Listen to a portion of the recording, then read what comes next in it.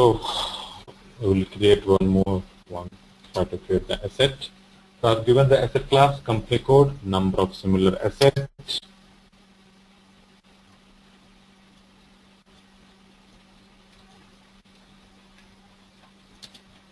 Then the asset group num, capitalization date, business area, then in the depreciation area,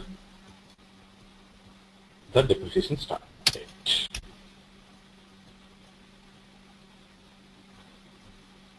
Okay, and save. Okay, now asset is created. Earlier it was not created. What problem was, as I said, last fiscal year variant.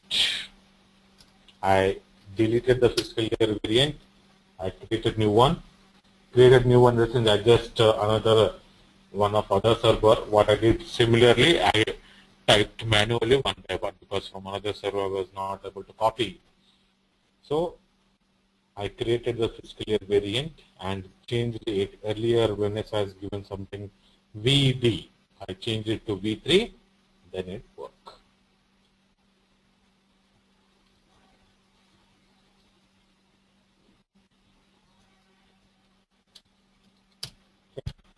So I came to V3, then we are not having an issue. Okay. Okay. It takes lots of time to copy fiscal year variant. So one by one line, so I created V3 again, then I updated this one, then it worked without any problem. Okay. Now this is your main asset. Under 3000, I'll create another sub asset for which we will purchase the asset and run the depreciation. Okay.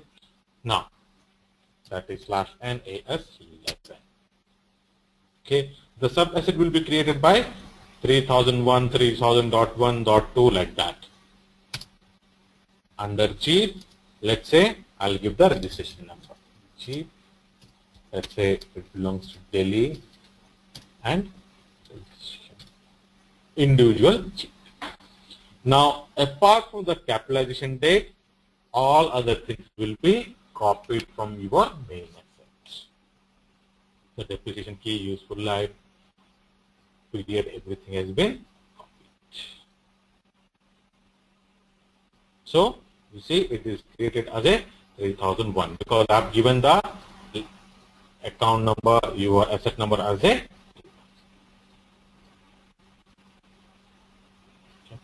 Now I will, after this, I'll purchase the asset. Only create the asset is not enough. We have to purchase the asset.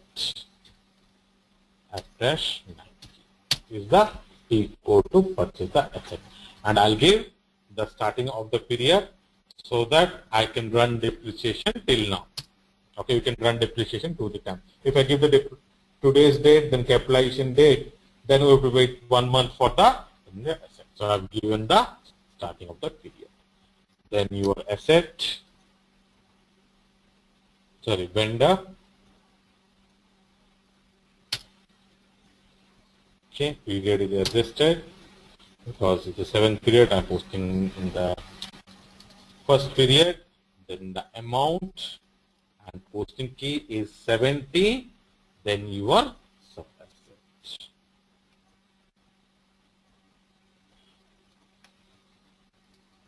Then your transaction type. I'm acquiring from the external, so 100. External asset activation.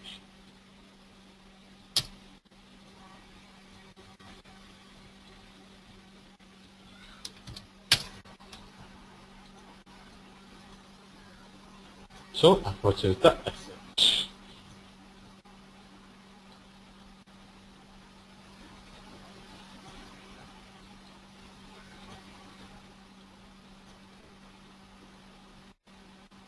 Okay. Now, to view the asset report, the T code is AW01N.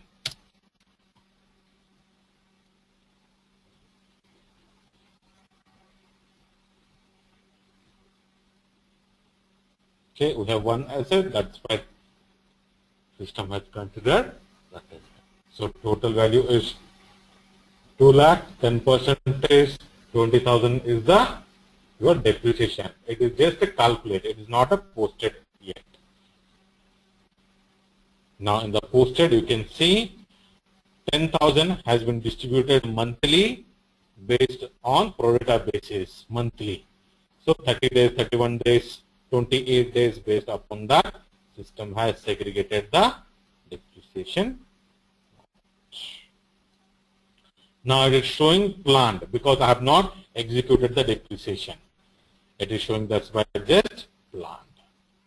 Now I will run the depreciation. AFAB. First period. Okay. Then remove the test run. If you do a test run, we can execute in the front. Okay, not in the background. It will just say whether the documents are posted correctly or everything is correct or not. If there is any error, then it will give us that error to rectify. So no error at all.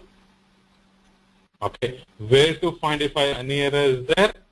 In this error list. As of now, nothing is there. Now I'll execute the depreciation. Always depreciation executed in the background. So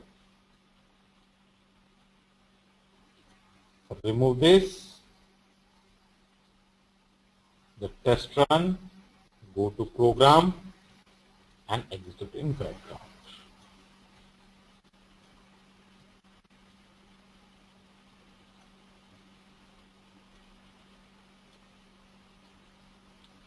Output device, continue. Okay, so this device is not formatted, so just a warning message, need not to worry. Again click on continue, immediate, check, no error message, save. Go to system, services, batch input, jobs, job overview. Then execute.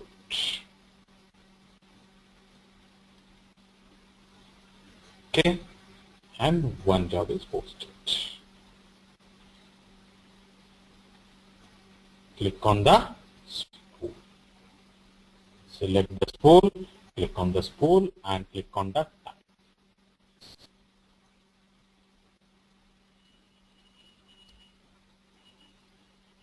Now if you refresh AW01 report,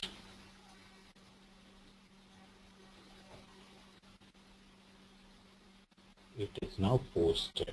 Earlier it was planned, now it is posted. Similarly, one more time if you want to execute for the second period.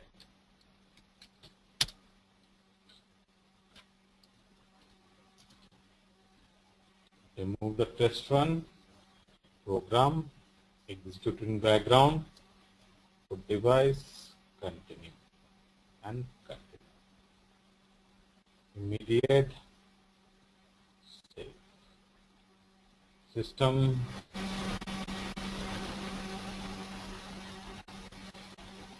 jobs, job overview, execute. Second spool is created, that take the latest one. Click on the spool. Now refresh your report. It was planned.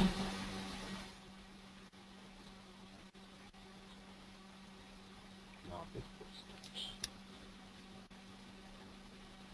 So each month end you can execute it manually or with the help of your technical people. You can schedule a program. That job where it will run automatically every year, every month end, a specific date. You can ask the technical people to create a variant, and with the help of that person, we can create a job, and every time it will execute that. Kashi, here as you are doing FAB, the planned depreciation, you don't give the asset number, is it? We just missed. I have given the asset number, no? Okay. Okay, depreciation, all the assets. Yeah, it will pick Because you automatically. have only one asset, yeah, Oh, automatically. You have only one. okay. So if the asset has been created and an acquisition was there, then it would pick up all the Yes, assets. it Or will. I. Okay. All the assets. Okay.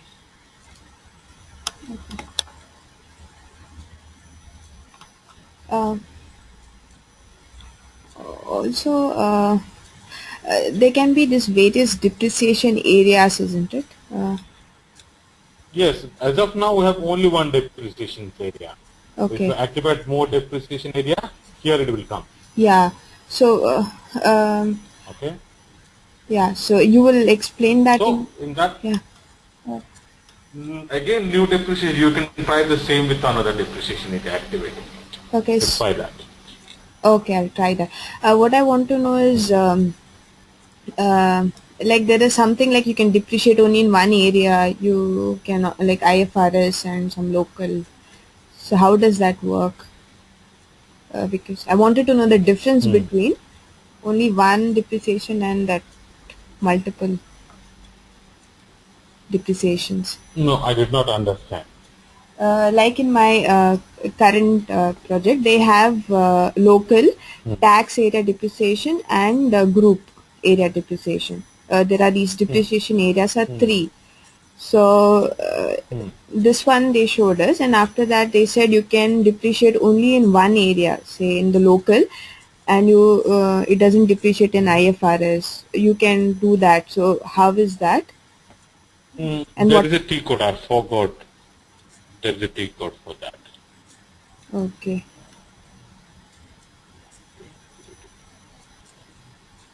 Uh, if I know it.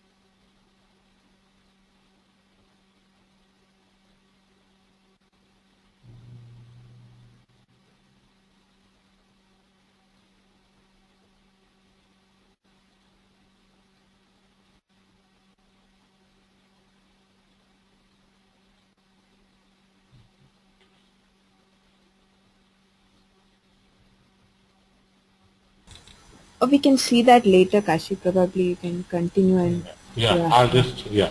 yeah. There is a T code. As of now, it's not coming to my mind. No, that's There is okay. a T code which uh, depreciation area wise Yeah. we can post. Okay. This is the one. Yes, AFP. Okay. So whichever the other than your 01 depreciation area, Mm-hmm. this one you can include it. Automatic.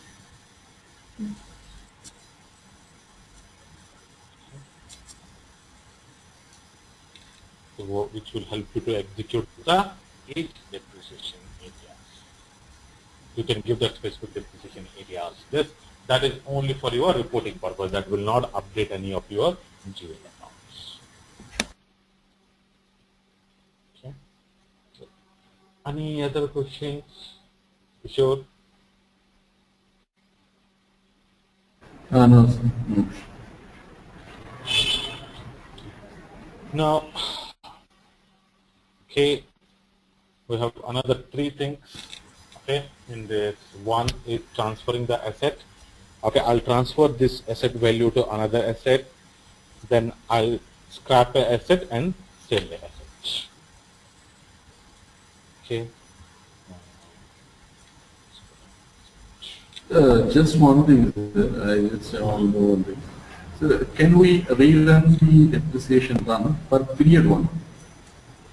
So, See, if someone you thought want to that. rerun it, which is already executed, you cannot run directly. Okay. You have to apply OSS note. You have to make that specific asset. Okay, we have to execute a different program that doesn't come with the standard SAP. It was not there Okay, later it has been invented. Okay, later it has been come up. So what it will do, you at that time system will give you a range of assets, or you can do an enhancement to say for the assets which are already posting is happened by default.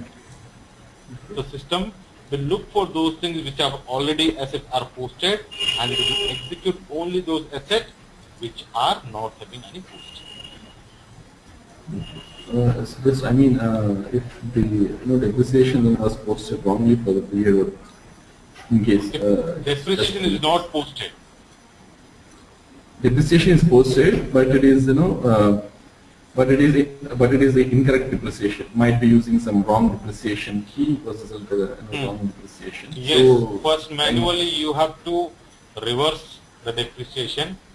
Okay. Then again you have to execute a program.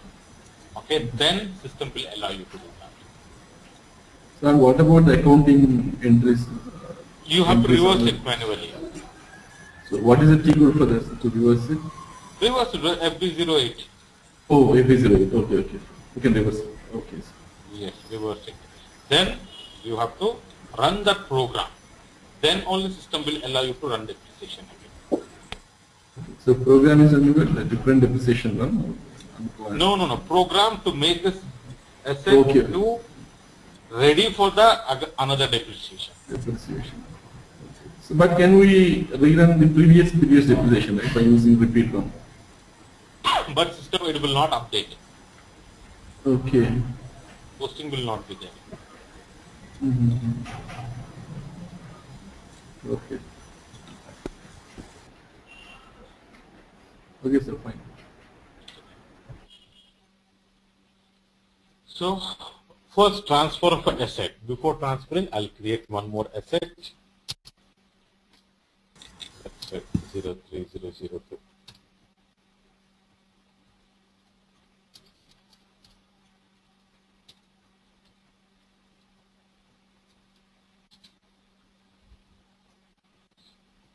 Okay, so I'm transfer 3001 to 3000. So transfer the asset /n APUNN.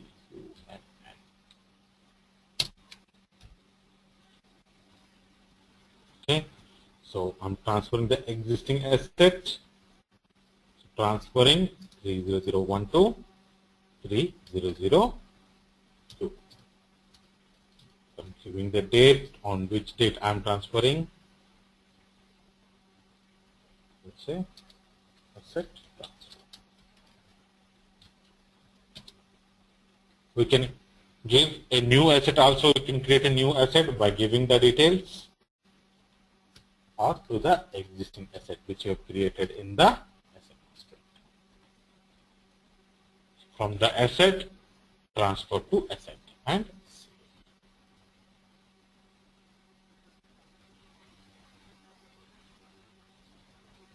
now if you view 3001 will be 0. Say retired, and it will be updated in your 300.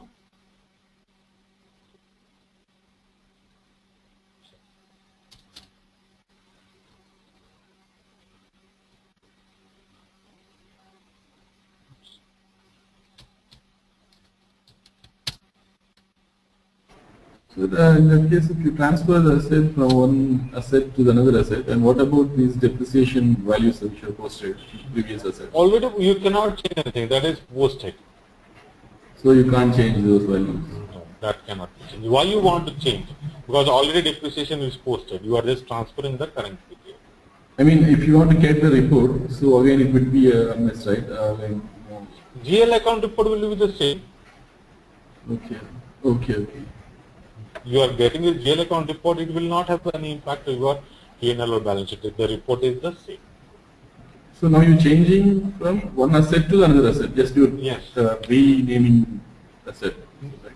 I transferred the asset value from one asset to another asset. Okay. So GDL 0111 I transferred to GDL 222. So do we need to close the previous asset, or it will be inactivated? It will close automatically. System will close it. Okay. Okay. This is the previous asset. It is closed. Okay. We had posted one And value. transfer the value to. We had posted one value, isn't it? It should have the net book value gets goes there, right? To the new asset. Yes, it's net book value only. It will go. But we posted one, so the amount should have got reduced, if I'm not wrong. It was 200,000. So it is total amount is 20,000. Yes, 200,000 the total amount. No. So now when you run the depreciation, it will start from the third period. First, second period, it will not. Uh, uh, in asset with sub number 1, 200 was the acquisition value, 200,000, and then we Correct. posted one value, one depreciation. So the net book value should have got reduced by some number, isn't it? How much? So See, at that time you, yeah. Now here I transfer the complete amount. Okay. So the asset value has been transferred and the depreciation will not allow you to execute the first or two period. Okay. The entire amount, Okay. whatever is the Will depreciation, be transferred. entire amount will It will be get. will get transferred. Okay. Here this is going to question. Okay. Oh, not the net book value. The entire amount gets Not transferred. net book. Amount will be get transferred. Okay. However, the depreciations that happen. Hello. Yeah. However, the depreciations that happen in the new asset will be from the net book value. Net book value. Okay. Because always you have taken the straightforward, right? Whatever the asset it will be considering is your straight format, it will be your acquisition value, Okay. not your net book value. If you have taken diminishing, then it will be net book value. Okay.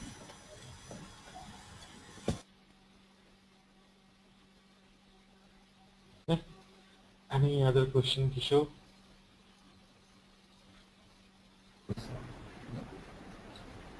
Now I'll scrap this asset. So completely I'll make it scrap. ABABN.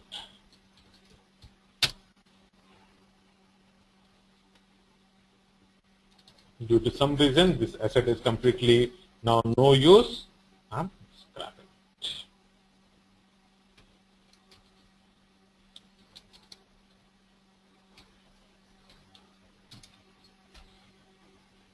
And save.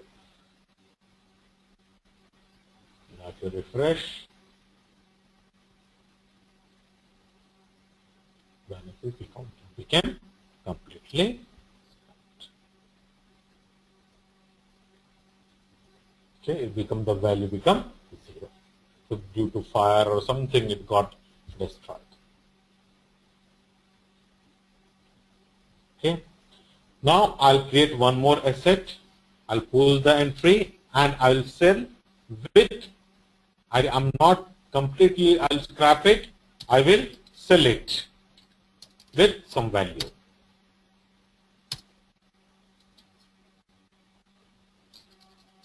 See?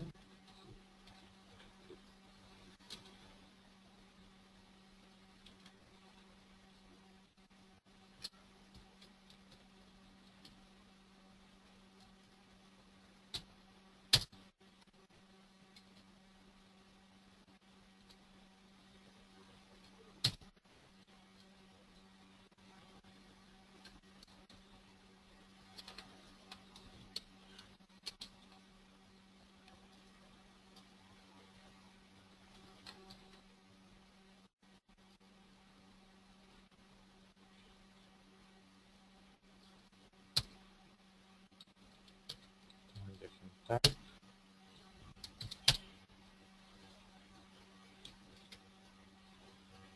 Okay. Set value.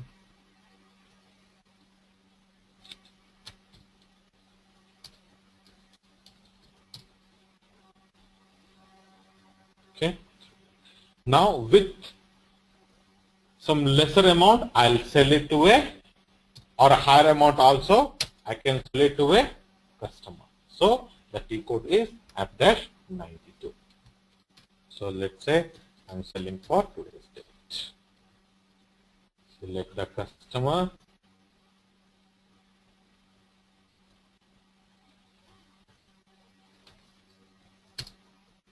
Let's say I'm selling for 1,80,000.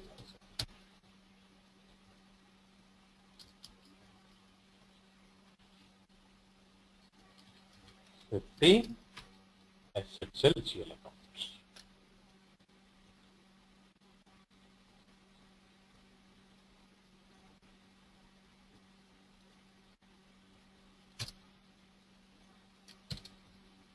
Then select here asset retirement. Click on the enter. The asset details field will come out. Then you give the asset details which are selling it. Give the asset value. The asset value that is your today's date and last date. And select complete retirement and continue. Document overview. Save.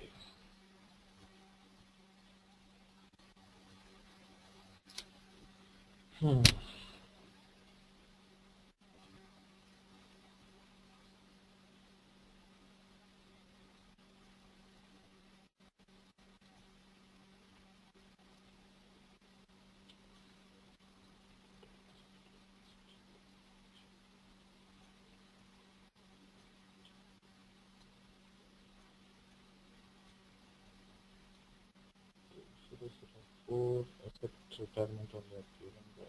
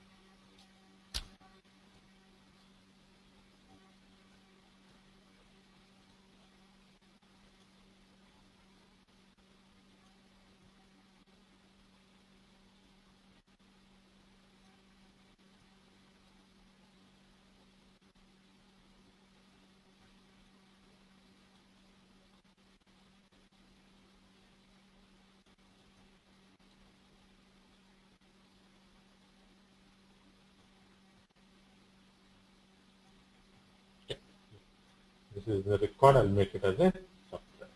Optional link.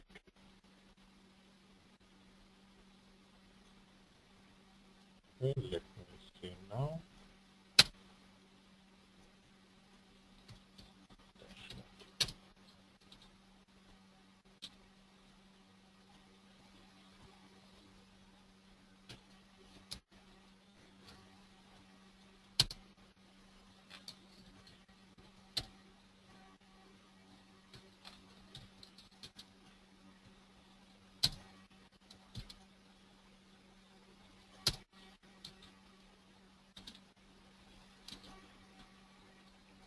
Okay.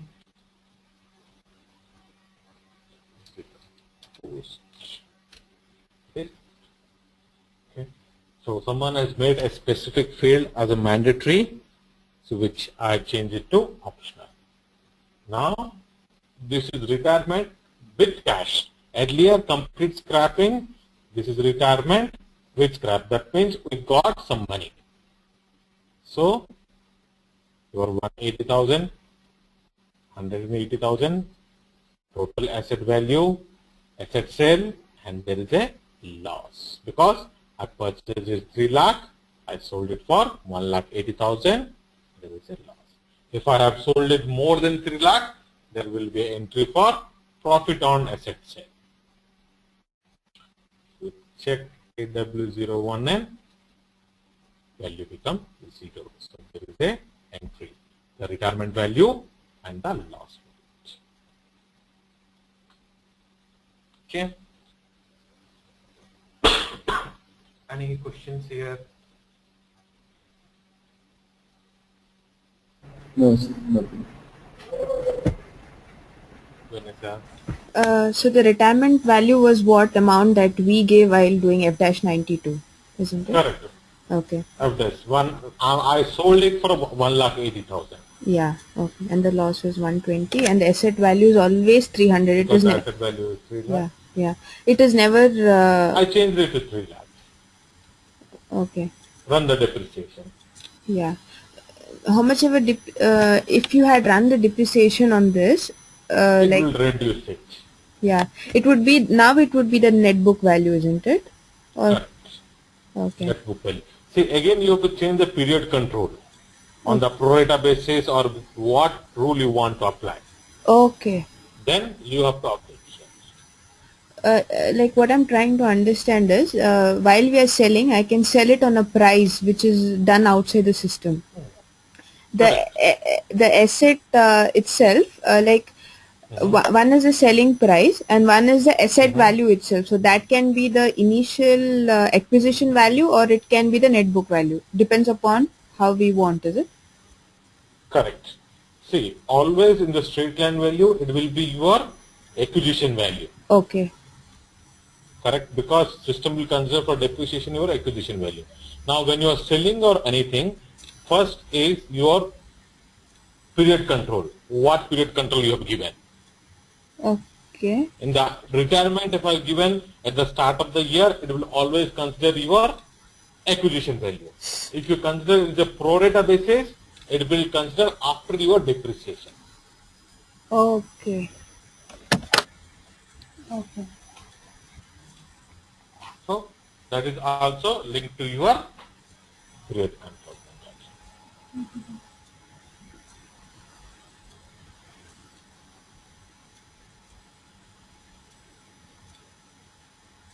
Okay.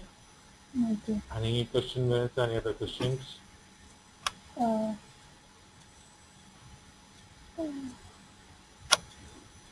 And they were using this T code called APCO, some miscellaneous something expenses. There is adjustment posting, ABCO. They were using it. Can we use that for ABCO? Can we use that for acquisition, or it is only on the purchase that we do? Adjustment for the posting areas. Yeah. What? Depreciation area, if you want to do any adjustment, it is. What exactly? What adjustments in the sense? Like if you want to add some. I have no idea. I have never used it. No idea on this. We never used it. Okay. Oh, that's okay. And they use ASKB, run periodic posting. That all I explain you in the end activities, year-end activities. Okay. Okay. There are year-end activities, few T codes are there that I will explain. Okay. The year-end, month-end and year-end activities. Okay. Okay.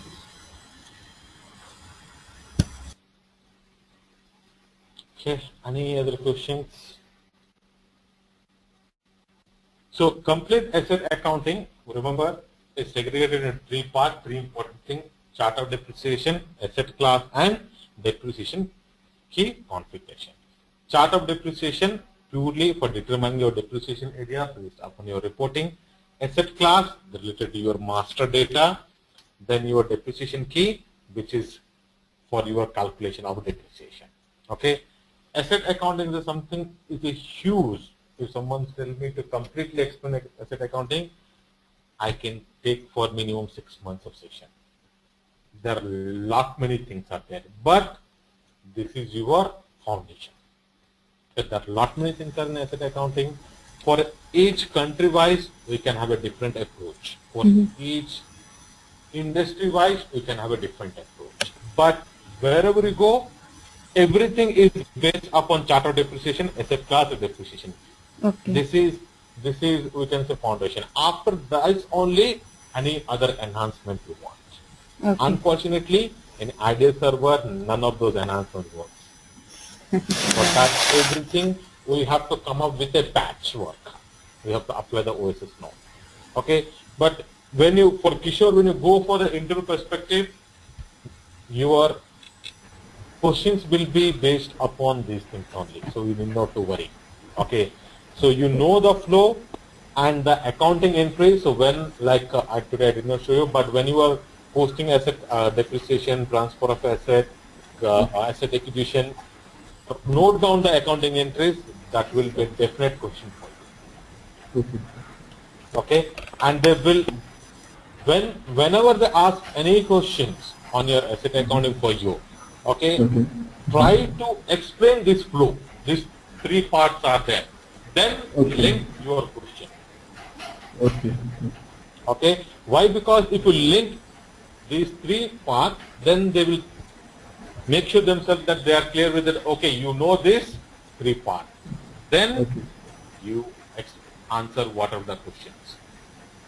Okay, so always relate to whatever the project you are given.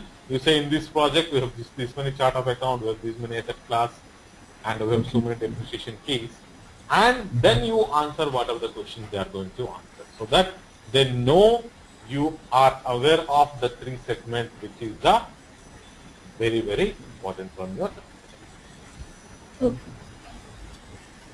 Okay. Also, Kashi, I think as you were posting, you were using some specific keys, 70 and all that. How did you choose that? That is standard posting keys. Oh, that's for the asset. Yes. Same Asset key. acquisition 70. That is the standard posting key. Whenever you are using, that is standard SAP that you have to keep that at 70 for the asset acquisition. Okay. It's like a debit. Yes. Okay. That's like debit. 31 is your credit vendor, debit asset, because I am purchasing, so goods are coming in. Debit 1 comes. Okay. Okay, Kashi. So about the transaction keys that we are using. So, I mean, does there any separate concept or just the standard one, right? Do we need to configure them, or is SAP provided it, right? It's SAP provided.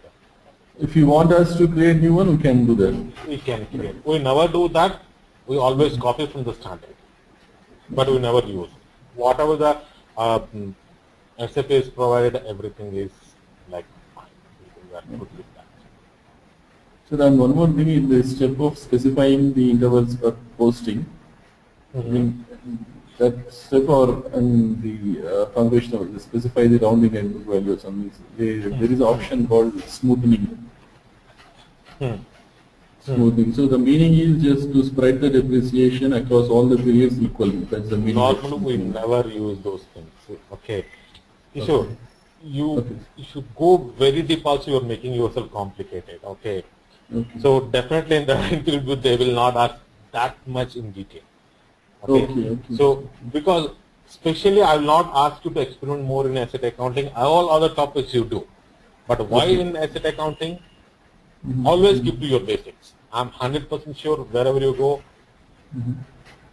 any person who takes the interview, he will concentrate more on basics. Okay.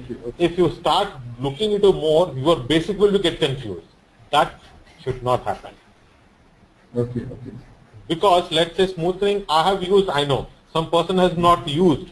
then Okay. he will think what you are saying is that is incorrect. Okay. Okay.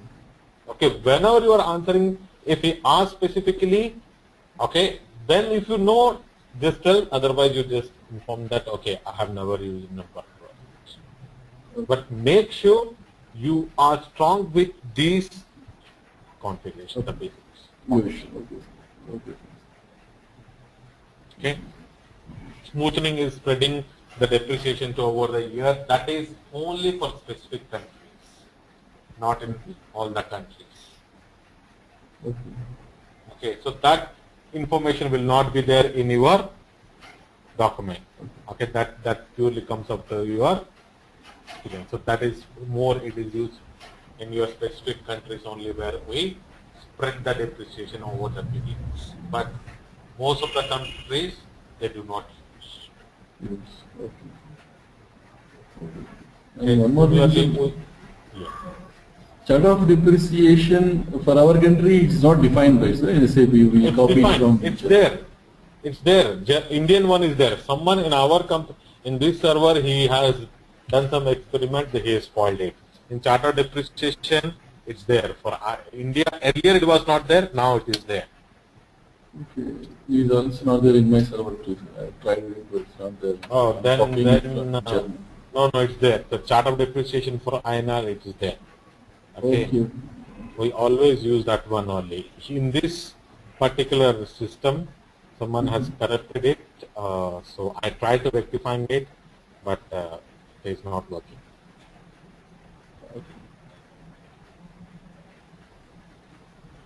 Sir, and one more question, sir. Just to know. So the values, all the depreciation values posted in the chart of in the GL accounts. So if I maintain the new GL indicators. Okay, this is the one issue. One. Oh, okay. Okay.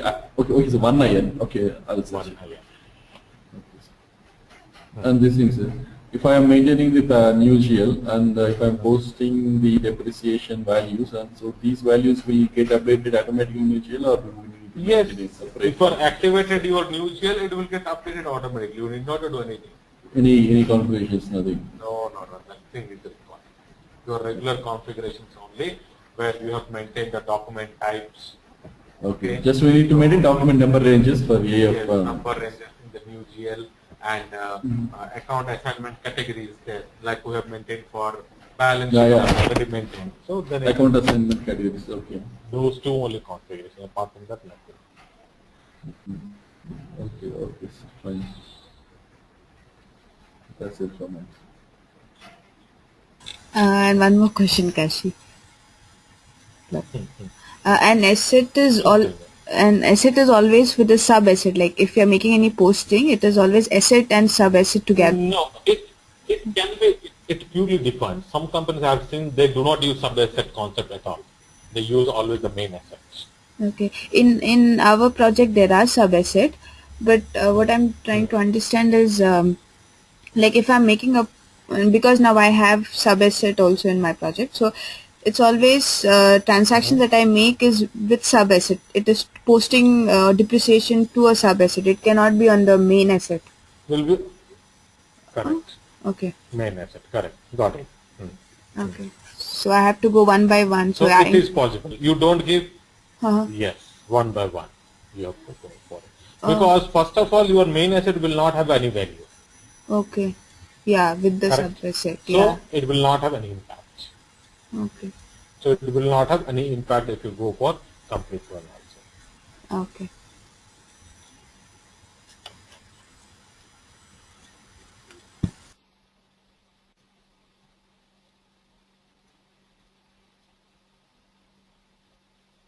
Okay. Any other questions? Asset accounting. Because after this I'll start the controlling. Content something that we'll see later, is it? You're telling you'll see some. You said you will show us that Yeah. AKSB month end postings. That year-end activities. Okay, not now. And month and year-end activities, that will I'll show. Okay, fine. All year-end activities one time I'll show you. Okay, Kashi.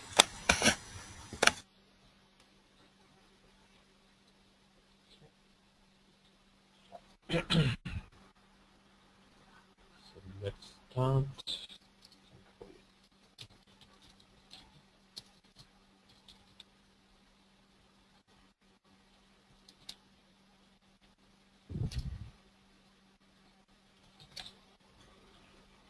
Okay. First, I'll give you one example. Okay. With that example, we will do complete our configurations and scenario. Okay. Let's say our company code VS01. We have different departments: marketing, production. Okay. Then your sales.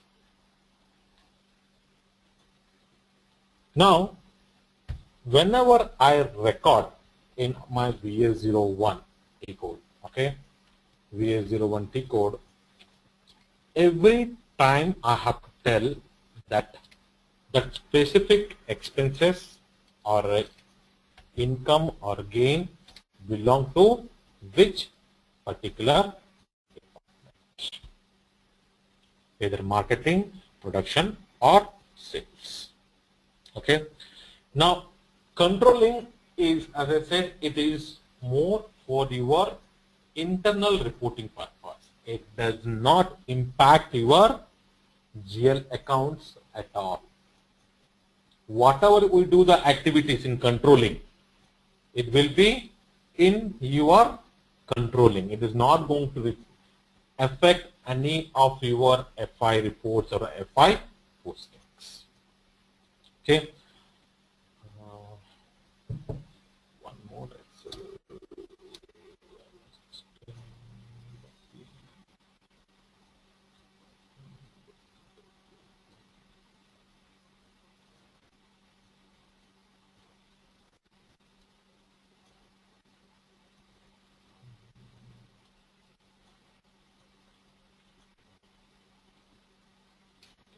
Excel where I've given one example completely how the flow will be. 1 second. I'll just open it.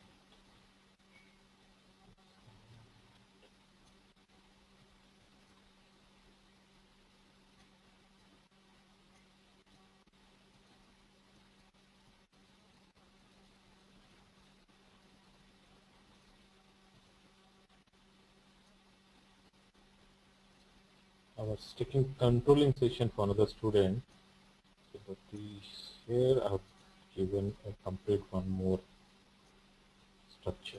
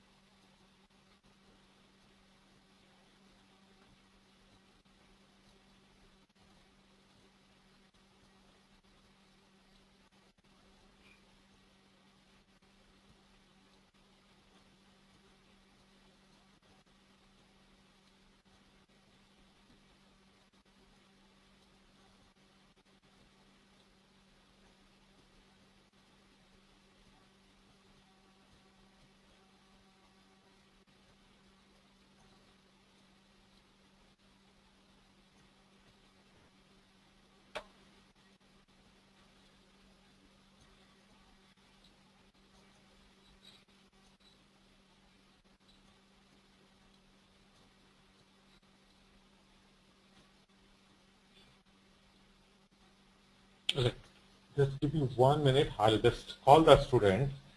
Okay, I have saved it somewhere. I'm not finding. I'll ask him to send that Excel so that I can explain the complete process. Okay, do one thing. Take a 5 minutes break. Okay, then again we'll start. Okay, Krish. Okay. For example, I have 3 departments. One is labor, one is manufacturing, one is admin. Now, in each department, I have different expenses or transactions. So, the ultimate use of cost center, or what is the main purpose of the cost center, is to distribute this amount to respective products for calculating your product cost. For example, let's say I have 3 products. Product 1, product 2 and product 3. Now, when I spend on salaries, I'll give the complete amount. Later, I'll distribute this, that out of this 36,000, how much amount belongs to production 1, product 2, product 3. Similarly, each expenses will be recorded totally in FI, then it will be distributed in your P1, P2, P3 respectively. Then system will determine that in product costing how the product costs are there. Okay, so now in cost center our responsibility is to first create the cost center, create the cost element, do the postings, then distribute it to their respective department. Now another very simple example, let's say I have 3 departments, as I said, production 1, production 2 or production 3 and one common, service 1. When I record any of my expenses, every time I'll give it to service 1, then I'll distribute it to which product it belongs to. Okay, so I'll give it to a service 1 cost center, S1 cost center, that is a common cost center. Then using a distribution process, I'll distribute my expenses to the respective department. Okay, by doing this, what I'm doing, I'm segregating my expenses to individual departments. So the distribution of the postings can be happened only for your cost elements. Okay, what is cost element, what is the difference, I will explain. Now, from the cost center perspective, so whenever any overheads, only expenses, not income, overheads are written, what I will do, I'll give it to the S1, then using a distribution process, I'll distribute it to respective products. Then in the product costing, when I'm calculating for the respective product, system will consider that for your product costing purpose. Okay, any question in the process? No question. What, Kishore? So, sir, yes, sir. Here we are segregating, we are differentiating. There are 3 sectors, right? You said these are 3 production plants. Yeah, P1, P2, P3. P3. So, and you have One common sector. We have some common cost center, right? Cost center, correct. Okay. From when I'm actual recording in FI, I'll give it to the common cost center, then I'll distribute it to P1, P2, P3. Okay. For example, let's say I have one expenses. Let's say my electric bill. So when I'll get the electric bill, I'll get it for complete company. Okay, for common, okay, it's a common complete company, generic. Then I have to distribute it to production 1 how much, production 2 how much, production 3 how much. This distribution, okay. This distribution only in controlling. Okay. Not in FI, only in controlling. Okay, okay. So can we say this P1, This P2? distribution takes completely. Yeah, Kashi. So we can say P1, P2, P3 is my cost element that is connected to the cost center. Or something. How can we? Cost centers, cost centers, cost centers, not cost element. Don't go to cost element. I don't know. Cost centers. All these P1, P2, P3, S1 are cost centers. When I record any expenses debited to bank account, I'll give it to the common cost center, that is S1. Okay. Then I'll distribute it to P1, P2, P3 cost centers.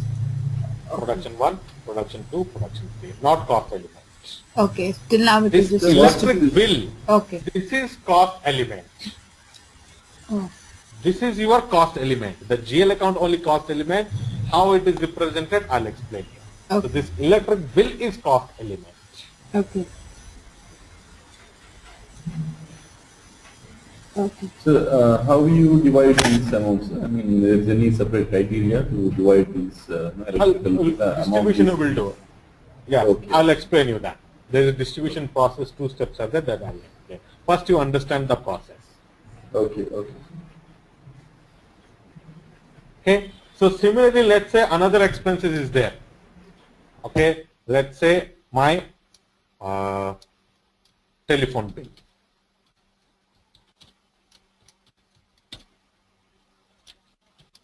Debited to bank.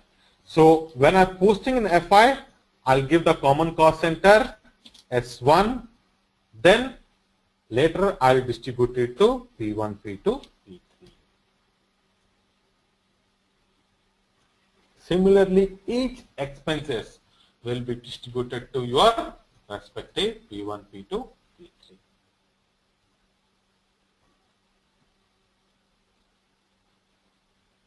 Okay. Any questions here? Yes.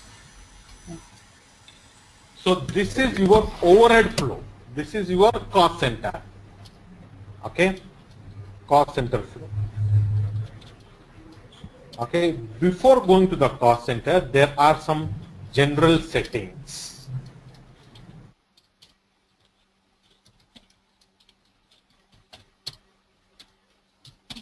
Maintain controlling area.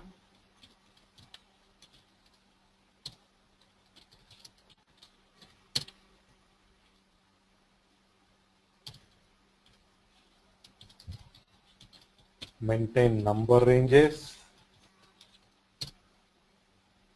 maintain version. These things you have to do.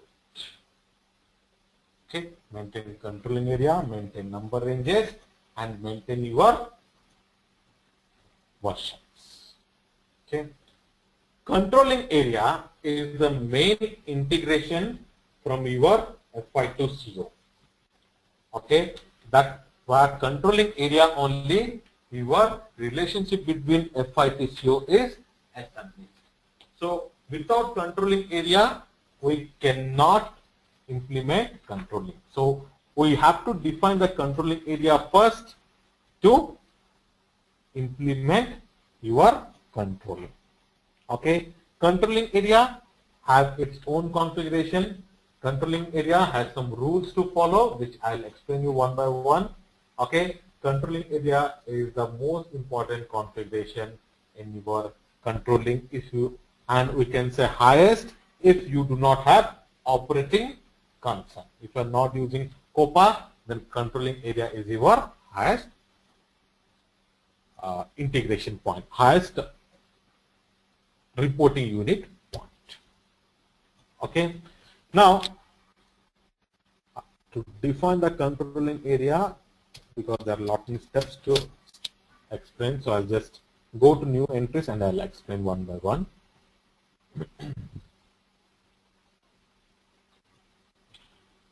Now, let's say I'm considering assignment control. Okay, this is controlling area identification and description and person responsible. After that, we have company code and controlling area. Controlling area same as company code, cross company code. If option 1 is selected, we can assign only one company code to controlling area. Okay, if I select option 1, then only one company code. I cannot assign multiple company codes. There should be only one company code to your under your controlling area. Next is your cross company code. If I select option 2, then I can have multiple company codes can be assigned. But to select option 2, there are two conditions. First, for all those company codes, operating chart of account. Okay, if I'm selecting option 2, for all the company code, the operative chart of account should be the same. The fiscal year the fiscal year, period, start and end date should be also same. If I'm selecting option 2. If I'm selecting option 1, only one company code, no problem. If I'm selecting option 2, then these informations are mandatory. These information has to be updated properly. Okay. We generally, Now, sorry to interrupt. Generally, we wouldn't go for controlling area same as company code because we cannot have for one cross company code cost accounting. Yeah. Correct. Option 2 only will go. But in our example, you have only one company code, so it will work. But in the real time, it will never go. Okay. Now, even if we have one company code, what will happen if we choose the second option? Nothing. Nothing will happen. Nothing will happen. Yeah. So, VA01 now. Now, if I select company code as a controlling area same as a company code, in the currency type, I will have only one option, company code currency. Now, if I select option 2, then I will have whether company code currency, controlling area currency, group hard or global company code currency. Okay. Very commonly we use controlling area currency because my company codes may have different currency or group currency.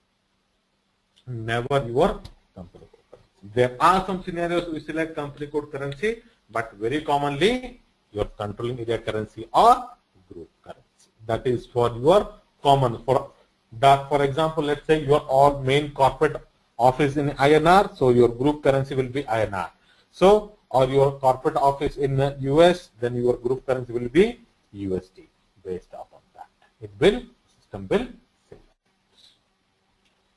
Based upon that, system will determine currency, chart of account, fiscal year, and your that's it. Currency, chart of account, and the fiscal year. We have to give the standard hierarchy. Okay. If you select option 2, one second. If I select option 2, remember 2 rules. First, operative chart of account and the fiscal year must be the same. You cannot have more than that. Okay. Yes, Kishore. Here, under assignment control, there will be some more options, right, regarding the cost center and activity based something. But I don't see. No, only 2. Only 2 options. It never has more options. Okay. Okay, sir. Okay. Now, the cost center standard hierarchy. So, this is the hierarchy, the highest hierarchy for your cost center. That means whatever you create the cost center, all the cost centers will be created under this hierarchy one by one. This hierarchy will be considered as the highest hierarchy for your cost centers, only for your cost centers. Okay, not for profit center, not for internal orders. Okay, so now I select currency type 10. Automatically, currency, chart of account, fiscal year is created. Now, cost center standard hierarchy, we have a separate T code to create. It's 10N.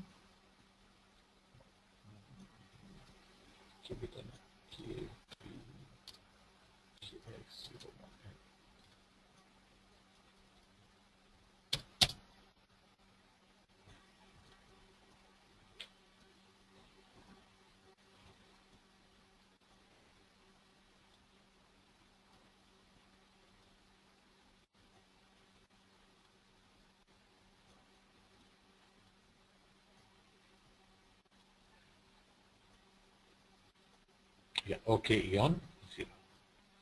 So we can create it here because I have not maintained controlling area here. Then I can update it here. Or directly I can update it here, create it here. When I create this, system will ask, okay, cost center standard hierarchy is not maintain. Do you want to create the system? You say yes.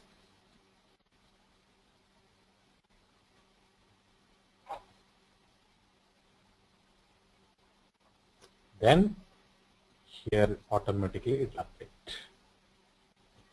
So, Kashi, is it like, as you had explained earlier, that S1 is there and then P1, P2, P3 we distribute. So that hierarchy we maintain here, is it? No, when I did not understand. Sorry. As you had explained earlier, that we have one main S1 cost center and then we distribute it to P1, P2, P3. So that hierarchy is maintained here? Or? See, any hierarchy, any cost center you create, it will come under this hierarchy. This is your default hierarchy. Yeah, like I want to know what kind of hierarchy, like how do we define the hierarchy? Like, Your cost center hierarchy, we can define it. That's, I'll just explain. oh, okay. Okay. Now here, if you see VS01 hierarchy. Oh. Under this, I can create my different groups. Okay. I can create here, let's say, I want to create an additional group.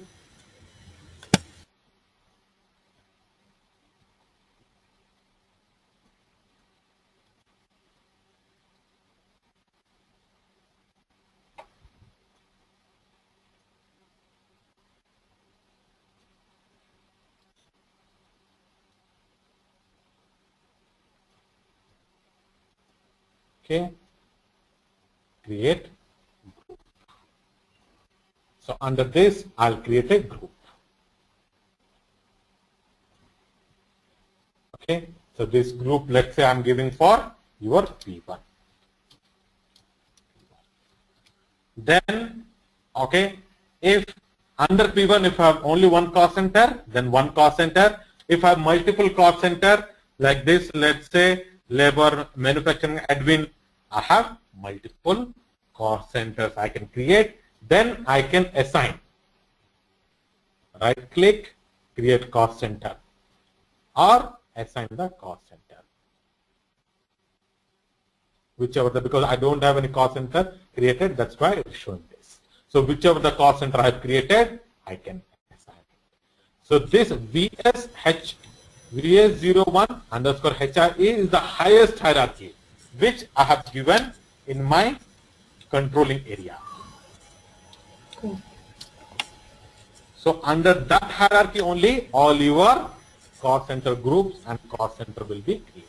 So, Kashi, when we distribute the cost, we can distribute it only within the cost center group, like each group. Yes, Or, okay. within the group. Okay. No, I can have other groups also. I can maintain multiple groups also. Yeah, while but distributing. say I have, as you mentioned, P1, and inside that I have P2, P3, P4. So when the entire cost of something would come to P1. So when I distribute, I can distribute only to P2, P3, P4. I can't go to another group. Anything, any combination. See, in our example, I'm going to post it to S1, then distribute it to P1, P2, P3. For example, under P1, I have again more. I can give specific. So the P1 will be your cost center group, not individual cost center. It will always go to your individual cost centers. Okay. Then you can give from the P1 one cost center, P2 one cost center, P3 another cost center also. I can give. Okay. Okay. Now in our example, as I said, simple process.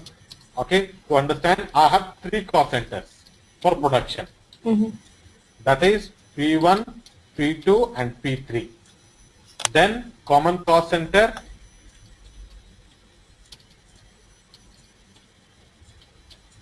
That is S1. So what I will do, I will divide, I will distribute, I'll post the entry in S1 in FI, and using distribution process, I'll distribute it to P1, P2, P3. Okay. Okay. Now, for example, we have more cost centers. Yes. For example, let's say cost, these are not cost centers, these are my groups. Under this, I have individual cost center. Then I can pick individual cost center for distributing also. Okay.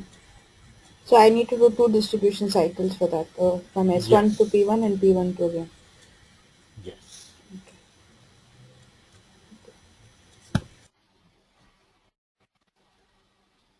Now, coming back to your controlling area configurations, after updating this field, double click on assignment of company codes, new entries, and assign your company.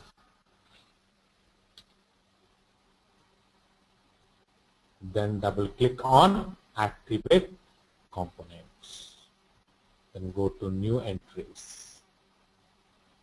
So normally, if we implement HR, we give 1900. If we have HR, because there are some entries which comes from your older data in your HR system. So if it is a HR, we suggest to give the 1900. Otherwise, it is you can give the current date. Then cost center, I'll make it as the active. Asset accounting, I'll make it active. Order management, this is for your internal orders. Commitment management, for your commitment process. ABC, for your product costing. Then profit center accounting. If I want to activate PS and sales order also, and these are different modules. Which module you want to activate it, you have to make it activate of that particular module. For us, cost centers, order management, profit center accounting, these three are important. So which I made it as a active. Critical transport, because this is a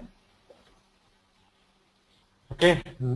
After defining controlling area, next is your number range. Okay, we can copy the number range, we can create individual number range also. Both the way we can do it.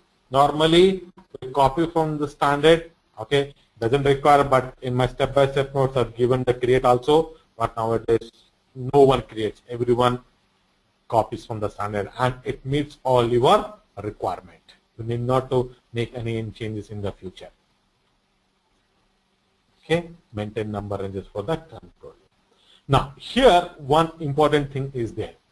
Now earlier, based upon our document type, we used to select the number range. Now here, based upon the transaction which are going to use, system will determine the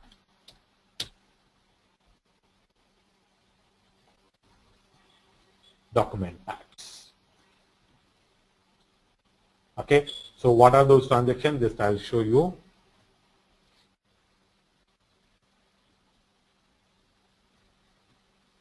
These are your transactions, standard transactions. COIN, CO through posting from FI, FIPA, payment scheduling, actual assessment. Okay, very commonly which we use, COIN,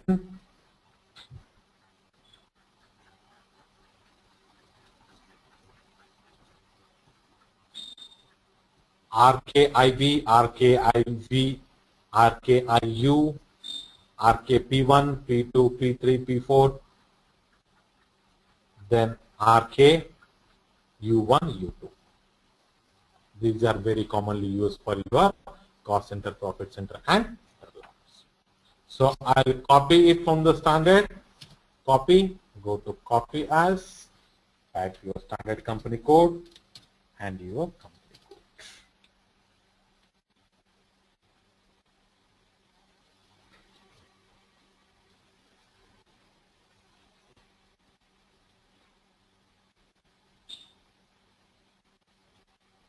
System will copy all the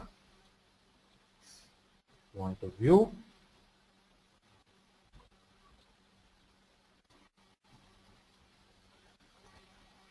Everything is copied. Okay.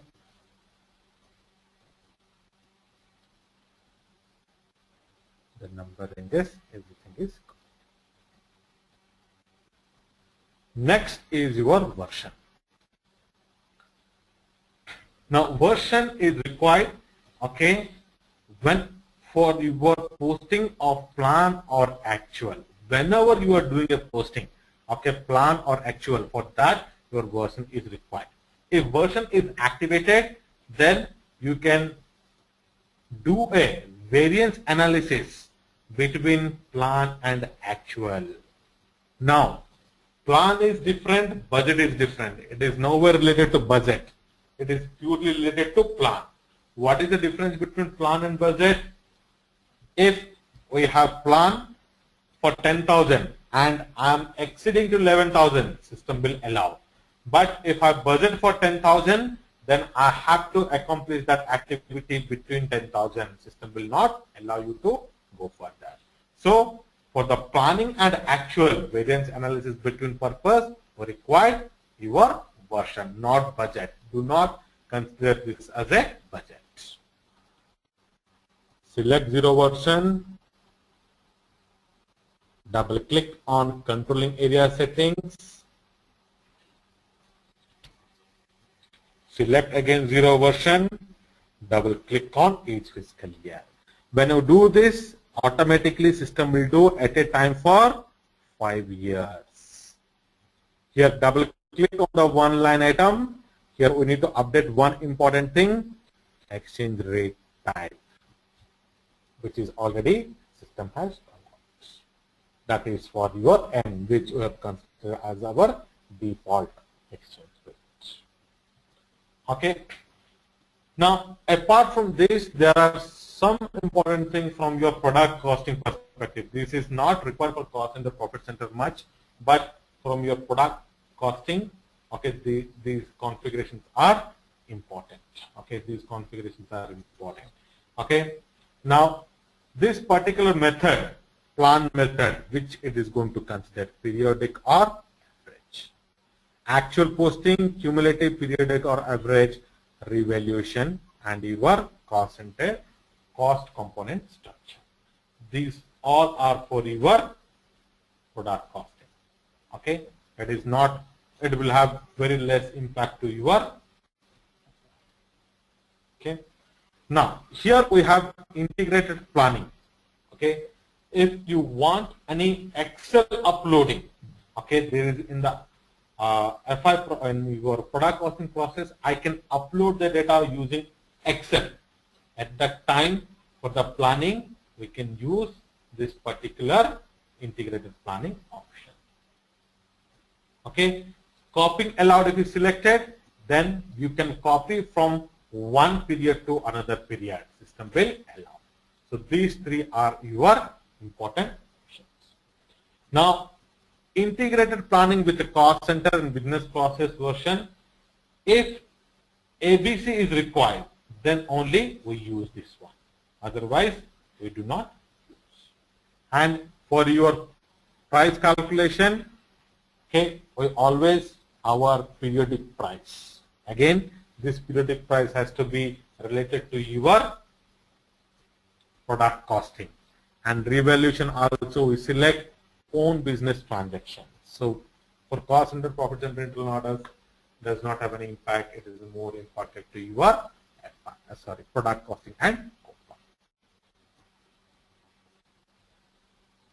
So these three are general settings. Now your cost element. Okay. Any questions before I go to cost element?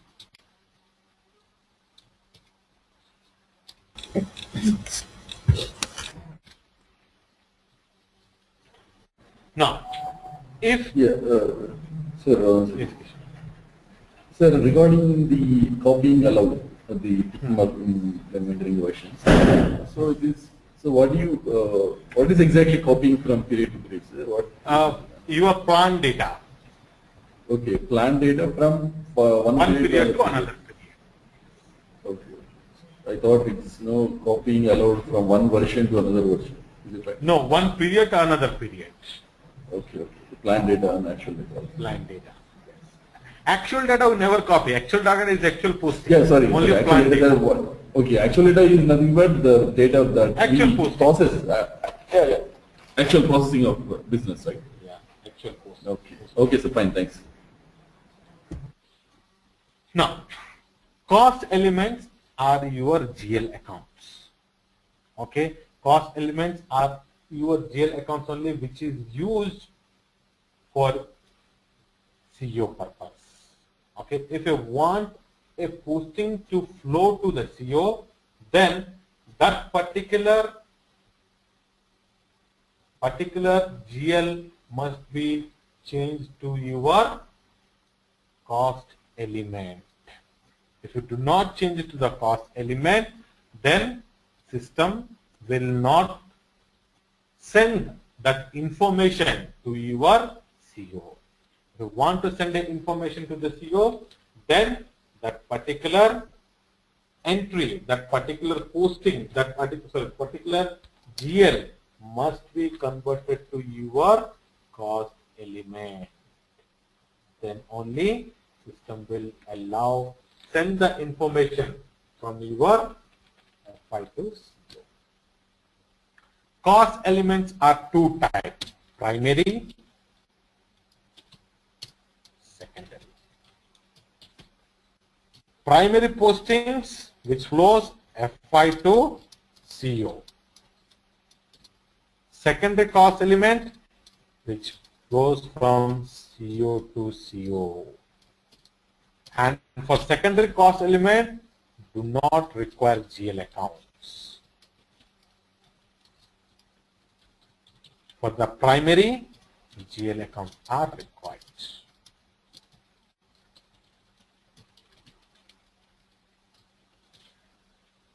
Okay.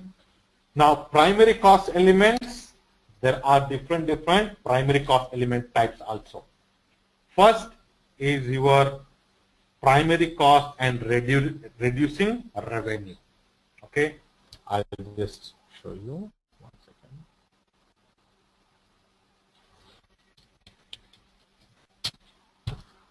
Okay, for example, let's say I'll create a new GL account and I'll change it to your cost element. I'll extend it to cost element. How to do this?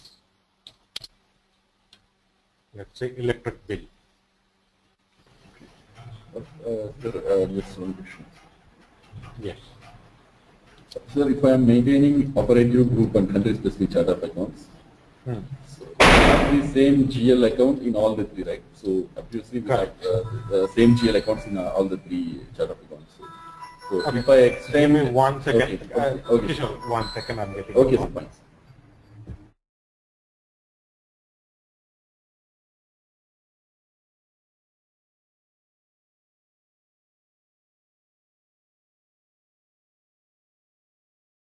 Yes, Kishore.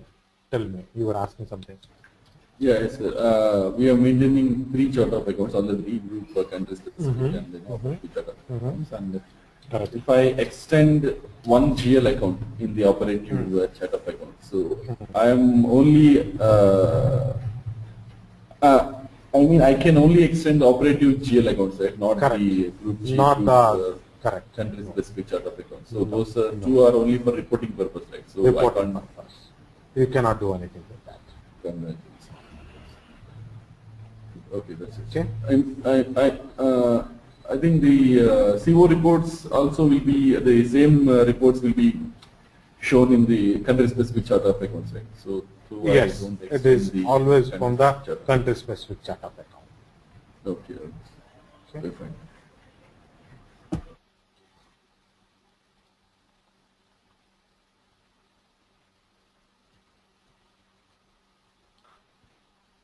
Now, the field status group for all your cost elements will be G004. That is for your cost accounts. Then, to extend it to cost element, click on edit cost element. Do you want to save? Yes. Then give the valid from, giving the starting date, click on master data. Now here we have cost element category. We have 6 types of category. 1, primary cost or cost reducing revenue.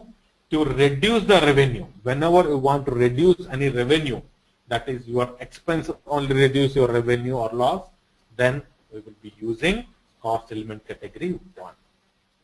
3, for your accrual or deferral. Okay, it is used to pass all your provisions at your month end. Then we have 4, that is for posting of your actual accrual deferral per debit. To be very frank, I have never used it. I have never heard anyone using this 4 option. Okay, sales deduction, then your revenues element if it is any revenue cost element. Okay, then we will be using for collecting income. Now I'm using this cost element under your expenses, but if I have any sales, which I'll show you in your product profit center accounting, if any sales is there, then your revenue option will be selected. Sales deduction, that is used for discount, rebates, okay, excise duty, recoverables, for all those things we use sales deduction. External settlement, this is for settling the items for any external thing. Okay, other than you are controlling, you want to settle to any project system or your real estate management, then you will be using your external option. So our electric bill is related to primary cost, which is overhead, which is going to reduce my revenue. So select 11. Now this is considered as a cost element. Others are considered as your GL accounts, but all the GL accounts we extend to your cost element. Okay. Now this particular configuration also impacted by your chart of account.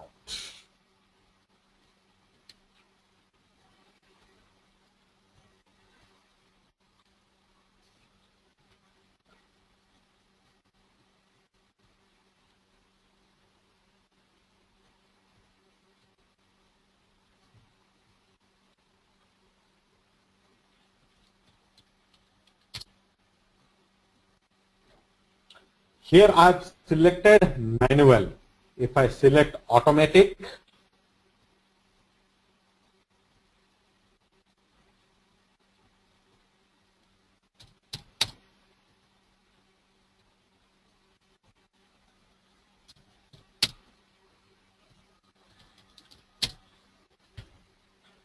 I'll create one more expense. Let's say telephone bill.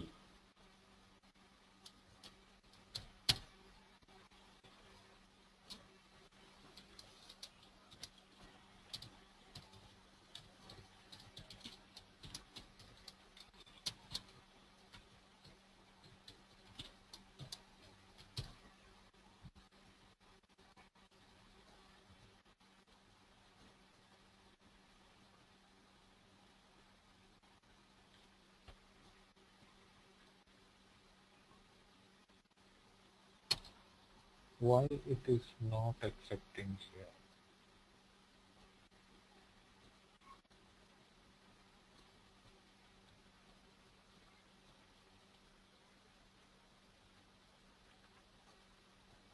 Select automatic, the system should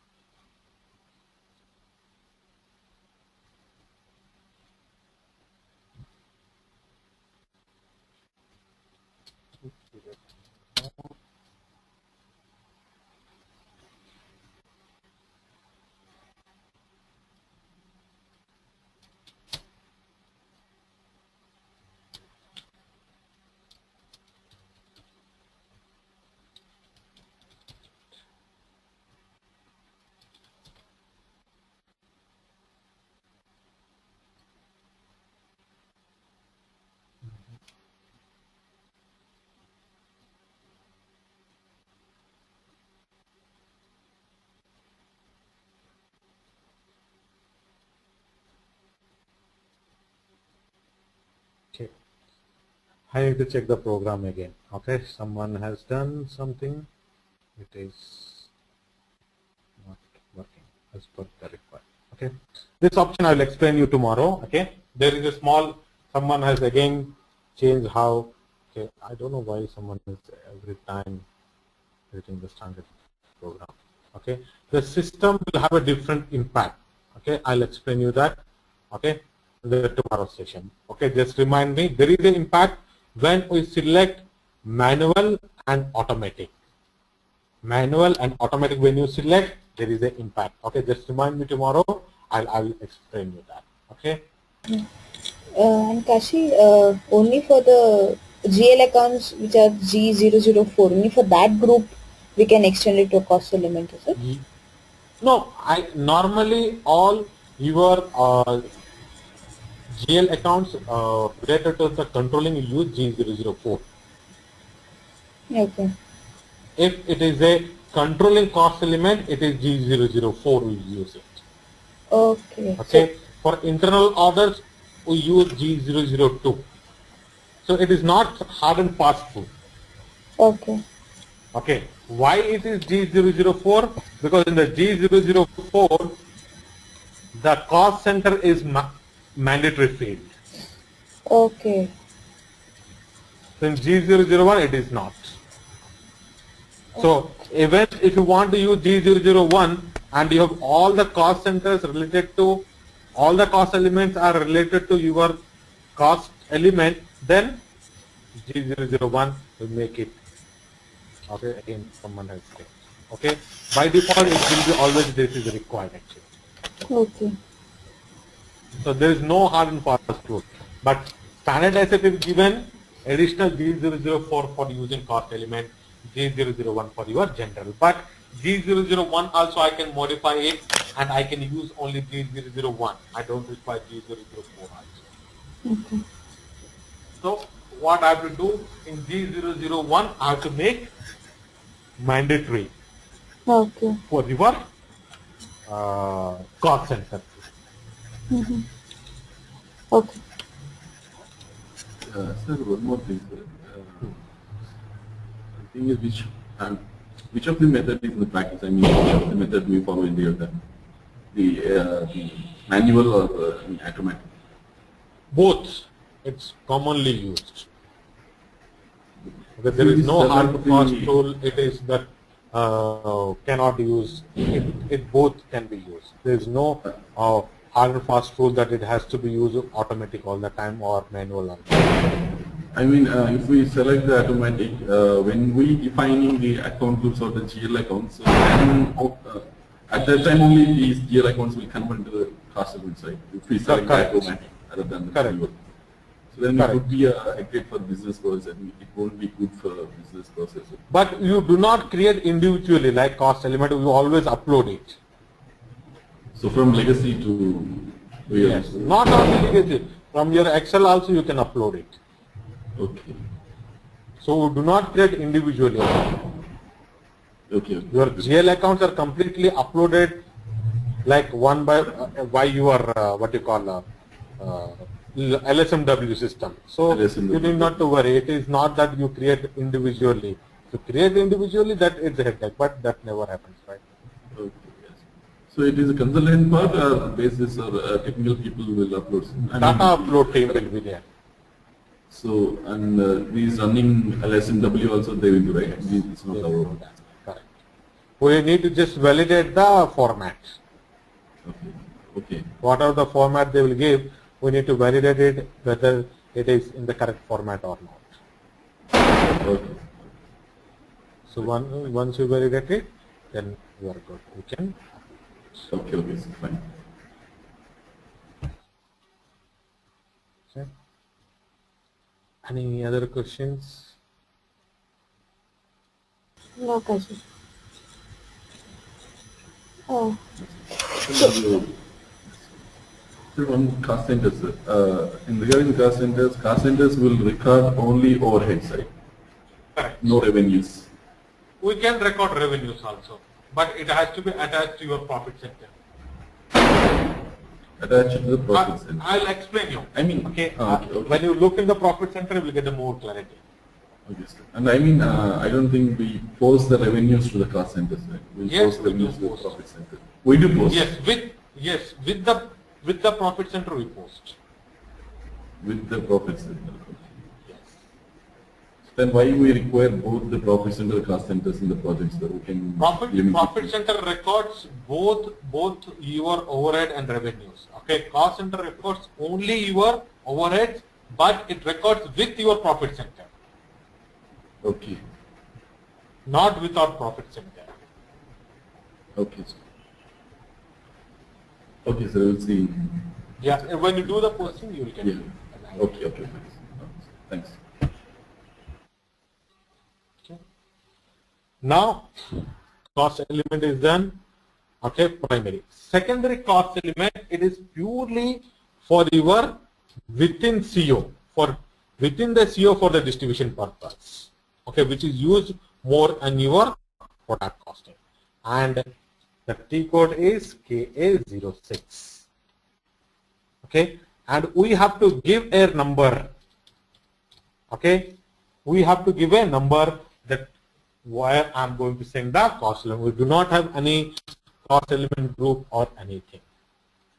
Okay, for the secondary, like how we have a GL, assets, liability, income, expense, the different groups are there.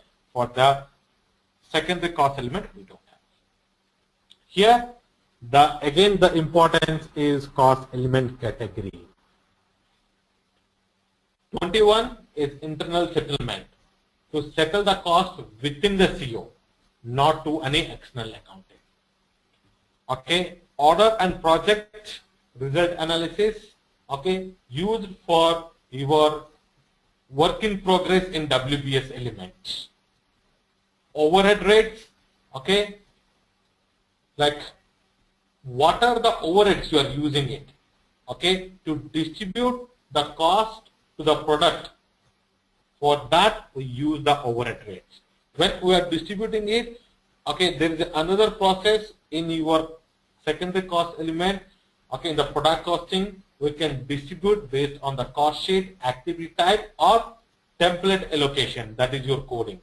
At that time, we require your overhead rates. Assessment for your cycle distribution purpose. Internal activity, it is for your what you will say. Okay, let's say you want to any manufacturing cost to distribute it, okay, within your activity type, then we will use internal activity. Okay, then 50, 51, 52, this all related to your sales and your project system. 61, I have never used it. Earned value, even I don't have much idea, I never use it. Okay, so based upon the requirement, remember this is purely for your internal, this is purely within CO, not to your FI. Within the CO to post the entry, this is required. Then yeah, that's it. Okay, so as of now we are not doing any product costing configuration, so secondary cost element not much required. So primary cost element is done. Okay. Now cost center.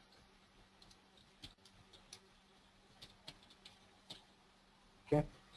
In the cost center, first I'll create cost centers, then individual cost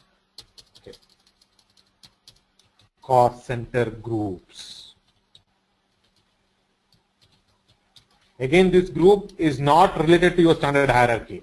For your reporting purpose or distribution purpose, I can create a own groups. Then in G004, I'll make it in the field status group, cost center as mandatory.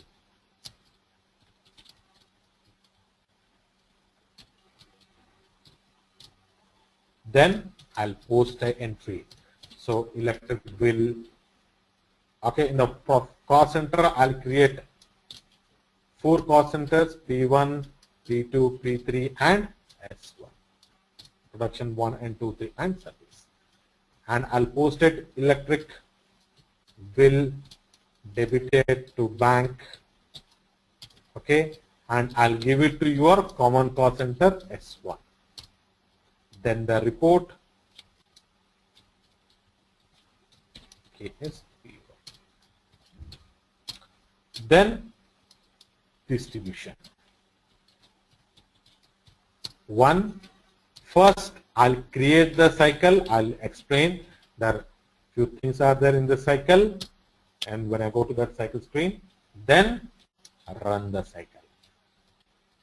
So in the cycle, I'll give the rule from S1 to how to distribute to P1, P2, P3. That rule will be executed in your run cycle.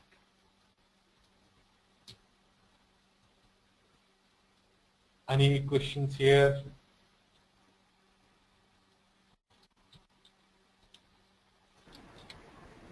No, sir, no. Vanessa? No questions. So till version we have done it. We have created the secondary cost element. Let's create the cost centers.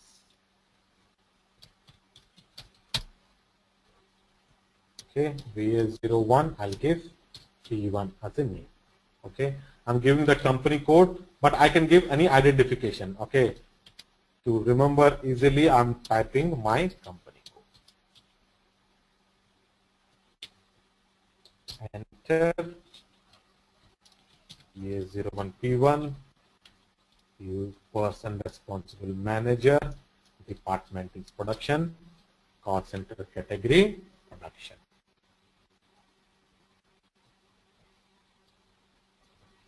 Then hierarchy, the hierarchy which I maintain in the controlling area, if I click on the drop box, automatically system will generate it. Under VSI1, I have created P1.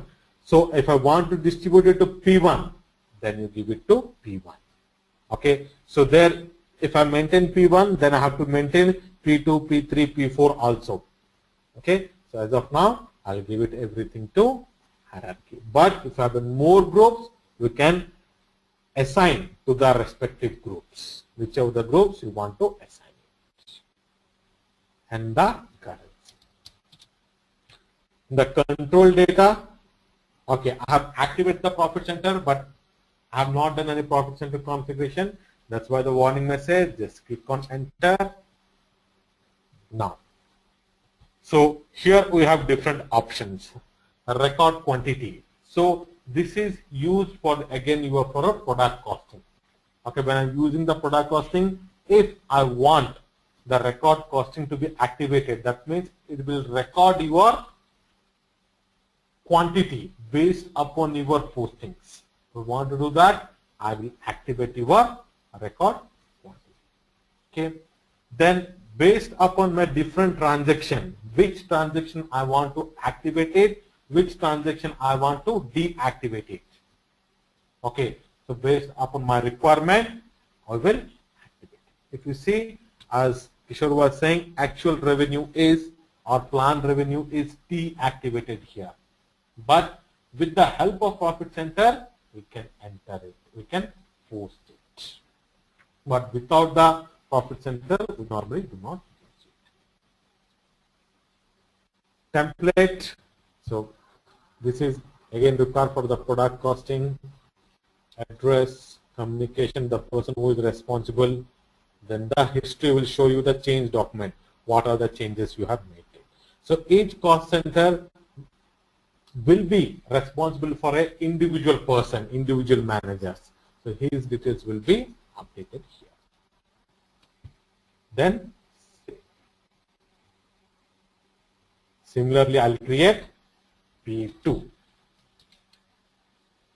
which I'll copy from P1. Everything will be the same. I'll change the name.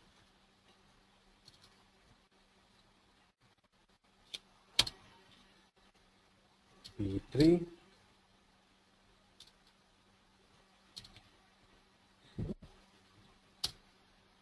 Now S1, service 1.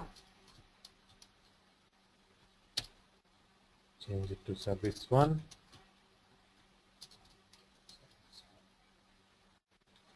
With the service.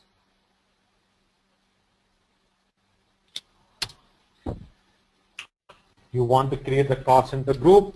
So production 1, 2, 3 are in one group. So taking those three, I'll create one group. Okay, this group is purely for your, remember, for your reporting purpose. Okay, VS. Sir, can I? Yes, yes, Kishore. Sir, why we require these cost center groups? We can define these cost centers under the ultimate hierarchy, right? I mean the Okay. Highest hierarchy. Yes, at that time also I can use it, and we have additional option. This one. This is more used at the time of distribution. Okay, okay, to distribute one group to another Okay. group, right? Yeah. For example, let's say under manufacturing, okay, I have all these, Okay. but Okay. a specific expense I want to only distribute to these three. I do not want. In my standard hierarchy, what will happen? Under manufacturing, I will have all the four groups, four cost elements, cost centers. But let's say a specific transaction I did it, which I do not want to give it to loading charges, I want to give it to all other departments. Then we will create these additional groups. Okay, so including these three cost centers, we will create one more group. Yes. Okay. Okay. So and one more thing, sir, we can restrict the transactions to a particular cost center, right? One where we Yes, what is that's the thing option? I'll show you, no? Okay, okay, fine, sir. Thanks.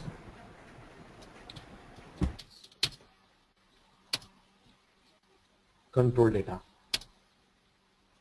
Lock entries. Which are the entries you do not want, you lock it. Okay, Kishore? So okay, so this is the tab, sir, where we can restrict Yes. the transactions. So actual revenues, planned revenues, secondary class revenues. Okay. So there is no option of restricting particular GL account or particular cost element like this. No, that has to be done your validation and substitution. You Okay. cannot do it in the standard. Here, you cannot. But okay, okay, sir. Okay, sir. Fine. Thanks. So I'll create a cost center group, VA01, P123, one group. So I'll select cost center and assign your cost centers.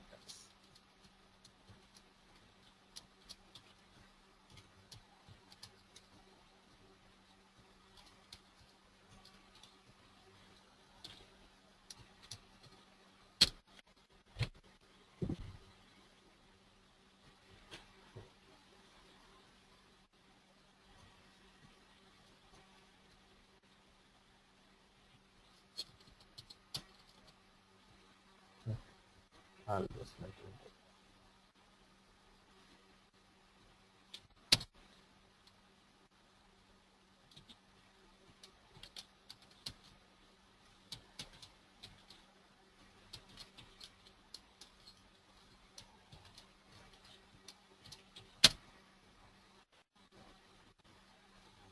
Service, it's not required because you have only one.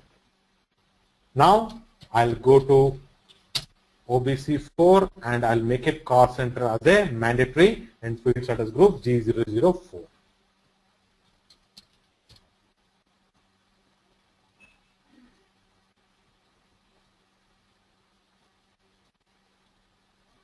Cost center is optional, make it. Now I'll post the entry. Only for the cost elements, not for the GL accounts. Then only it will flow to your CO. Let's say electric bill. Now if you see, system is asking cost center. We give VA01 S1. My common cost center. 50 bank account.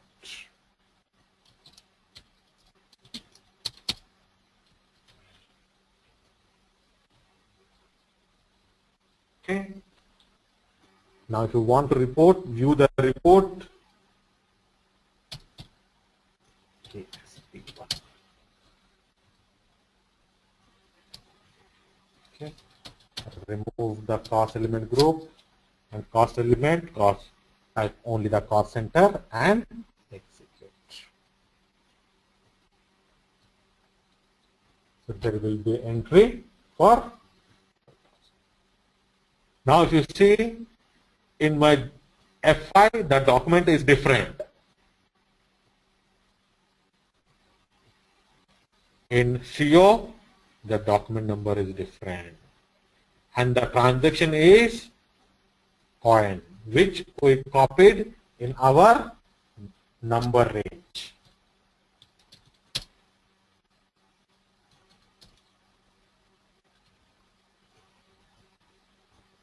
So coin is your transaction.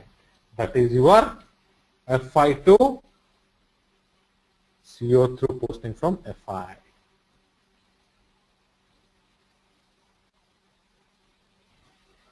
Any question here?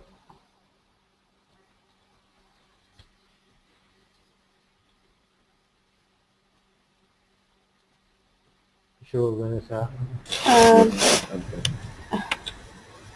There was a cost element group as well, isn't it? In that case, we won the report. Yeah, here only. What's that group? Yes, we can create the cost element group also if you want. Okay. KAH1. Okay. Based upon the which of the cost element are there, we can take that cost element and create a group. Again, it is for your posting purpose, not for your reporting purpose and distribution purpose, not for your, it doesn't impact your transaction. Okay. Actually in real world, every transaction should have usually a cost center because Yes. finally Always it will be a cost element. Okay. Okay, every transaction must go to a Cost center. specific cost center because cost center is the origin point. Cost center determines where that particular cost is generated. So always, whenever do any transaction, it will be given to a cost center. Okay.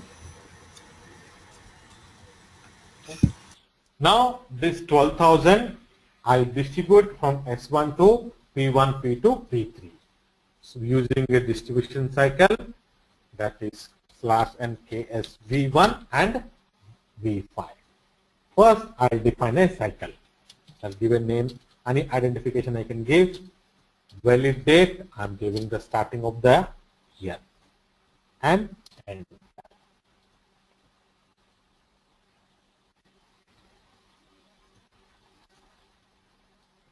Text VA01 distribution.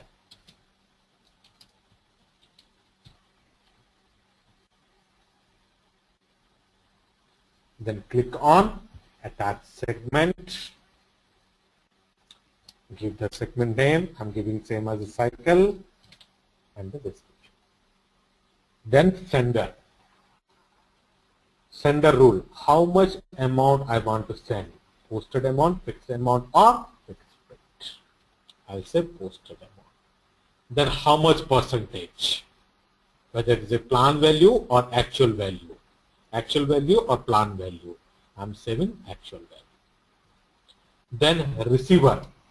Who is the receiver and how it will receive? It receive on variable portion, fixed amount, fixed percentage, or fixed proportion. Any option we can select. Let's say based upon fixed amount. Then who is the sender, who is the receiver? Okay, I'm sending from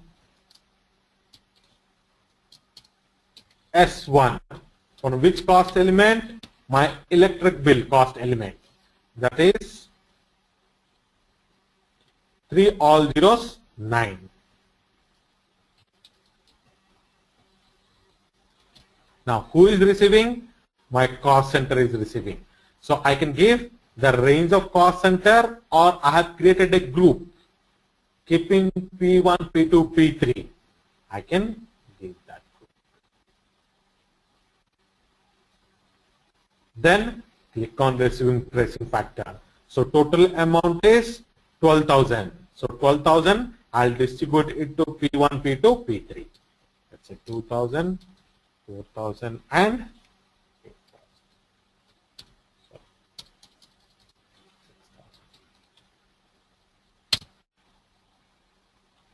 And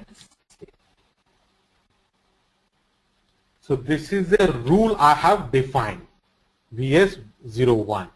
Now I will distribute it, KSV5. Period 1 to 12, remove the test run, detail list, your cycle identification and the start date. Then execute.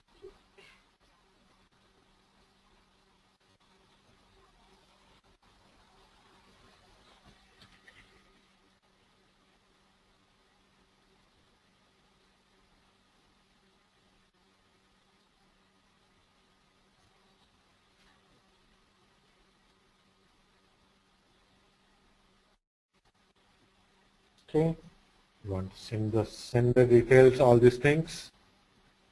This is the sender, receiver, all the things are dated here. Now go back to your KSB1 report and select all the cost centers. I'll generate the report for all.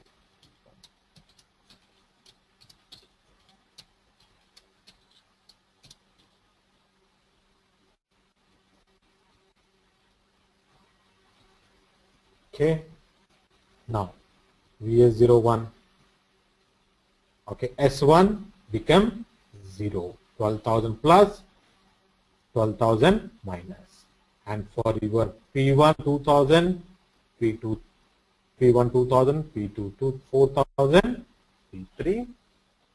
Now what is the business transaction for this? RKIV. That is your distribution.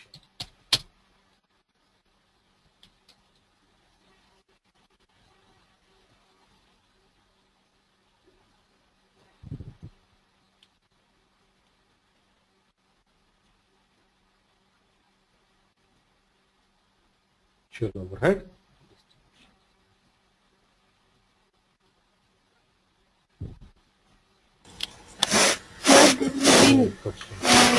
Here there'll be no FI posting, isn't it? Here? No, FI will be the same. No impact to FI. Electric bill to bank. This is purely for our internal posting, not for your FI. Yeah, the initial went from FI to CO, so we had both the this one. But here it was from CO to CO, like cost center to cost Distribution center. is purely within the CO. Okay. Sir, in that case, how do we draw the financial statements? We draw the financial statement report will show only 12,000.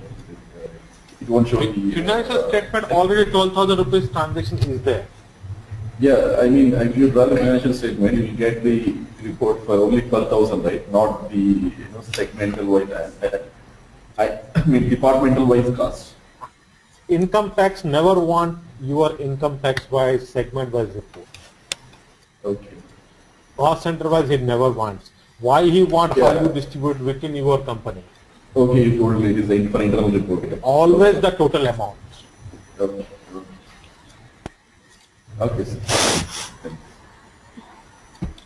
And Kashi, in the distribution cycle, there was that plan actual. So when you selected actual, but when do I select plan? If you want to do any planned documents, actually you do not, but if you have any planned documents, then you post. Okay. How to do the planning, I will tell you. Okay. Next time. Okay. Plan. posting. Okay. And also I can send from cost center to business process. So that Yes. overhead cost center to business process. So what is a Yes. business process? What is That is project system. okay? We are You using it have to create a for business product costing. distribution purpose. Yes. It can be product costing, it can be for anything. Okay. Not only for the product costing, you want to distribute it to other WBS element or project business process. Okay. For that time, you have to settle it to a business process or your particular object, any other object. Like how can I overhead cost center is like a business process like a combination of these cost centers. Is it? Correct. Okay. Correct. Okay. So it will be like that group that we create in that cost center group. Yes, there will be separate. That is a separate process is there for that to distribute it in the PS system. Okay. The PS system you can distribute it.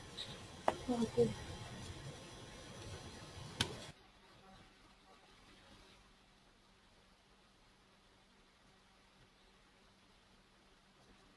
Okay. Any other questions?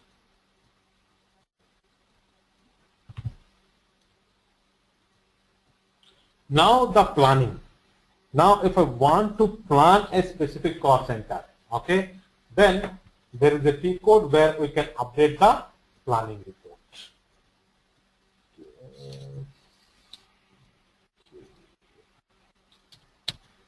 1806.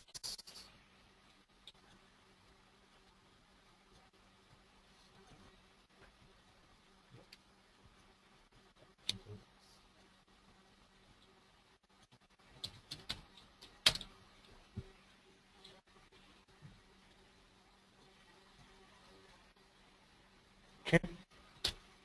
One, then your cost element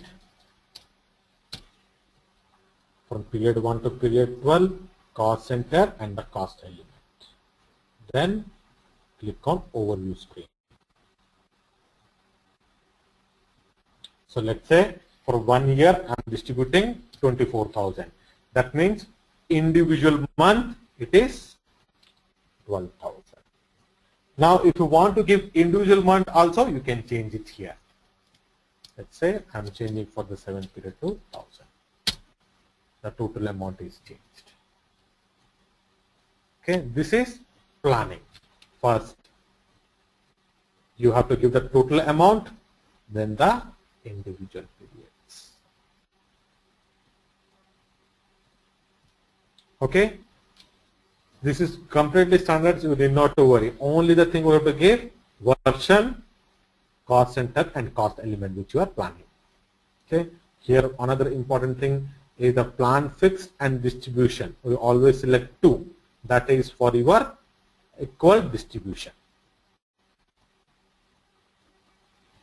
Okay, so if you select manual distribution, then manually you have to give individual periods. Now there is a report also to view the plan and periods.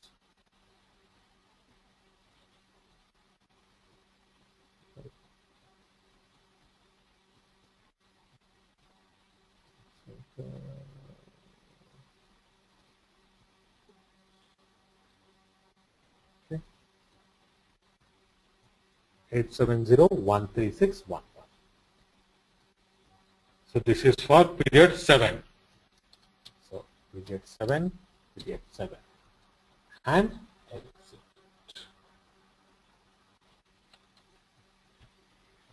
So I have done the planning for the service. So actual posting was 12,000, planned was 1,000. There is a variance of 11,000.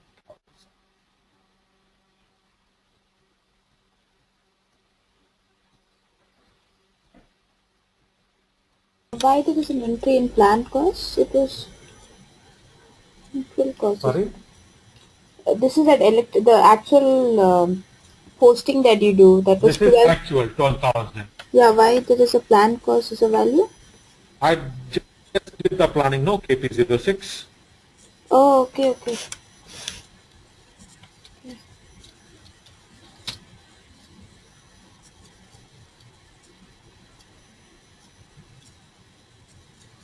So I give 1000. Okay.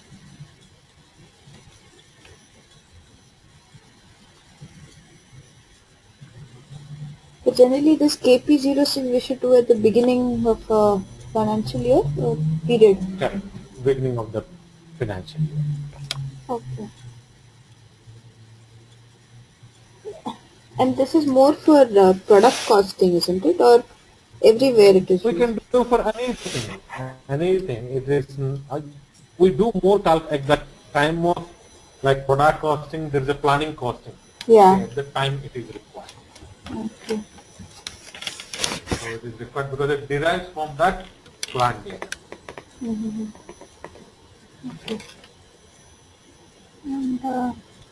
And every time, even in KP06, you are giving a cost center and again a cost element. But cost center Correct. has the, Always it cost has, always based upon your cost element, all posting will happen, right? yeah, but cost center has the cost element automatically in that, isn't it? So, do we specify? No, it can be anything. Cost centers can never have a cost element. GL account has it. So, Yes. GL account is extended to your cost element.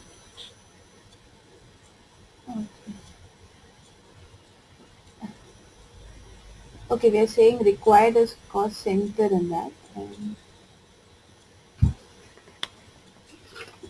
It is always your cost center is required based upon the cost center and cost element only. System will post.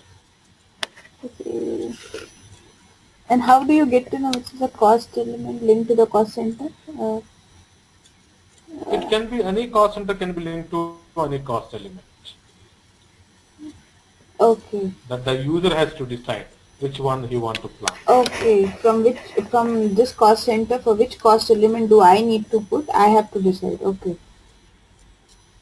Yes, obviously It could not be you have fixed. to decide, right? System will not cannot how system will determine. Fine. The system cannot determine, right? You have to determine the whole thing.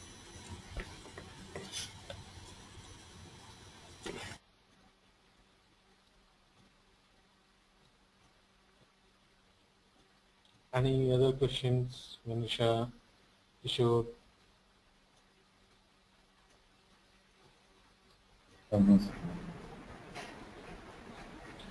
Now, let's say similarly how we have done the cost center in this particular example. Okay. Now, when I'm getting the cost center, okay, here every time I have to give the cost center and I can get the cost center report. Now, let's say my manager or the customer asks me, okay, I need a additional thing which will give me more in detail report. Okay, for example, let's say my marketing cost center is there.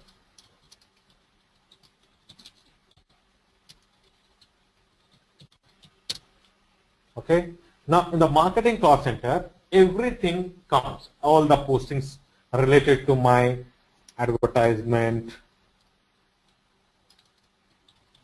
campaign, everything is coming. Now, but my customer asks me, okay, I want a report which gives me details not only based upon the marketing cost center, based upon my advertising or campaigning or my trade seminars. Individually, I want a report. Then what to do?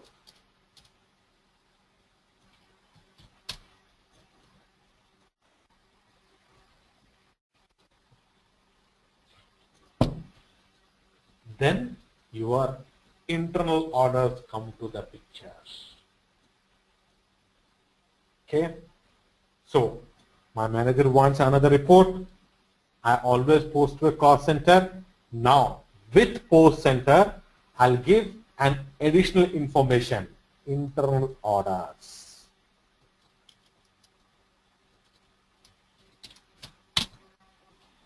And I'll segregate transaction, okay, under the mark that related to marketing cost center, and I also additional segregate that this transaction belongs to advertisement, this transaction belongs to my trade fair, or this transaction belongs to my particular activity.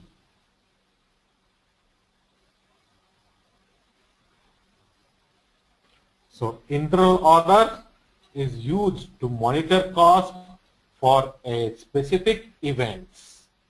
Okay, so internal order helps us to record a transaction other than your cost center for a specific event. Okay, so an internal order acts as a internal cost object. Again, in the market, cost center is the internal cost object.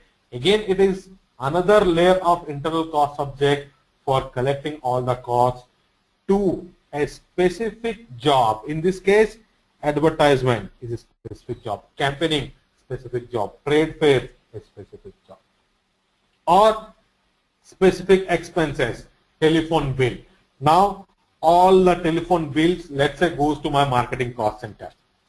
Okay, that's the telephone which is used by my marketing. Now, but I want to know monthly wise how much I spent. So what I will do, I'll create a telephone bill internal orders, one for Jan telephone bill, one for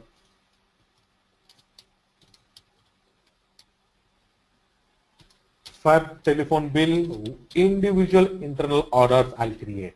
And for that month, how much I have spent, I'll record to that individual internal orders.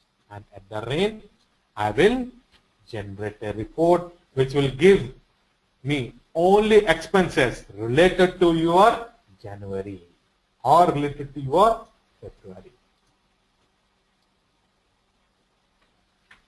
Any questions in the concept?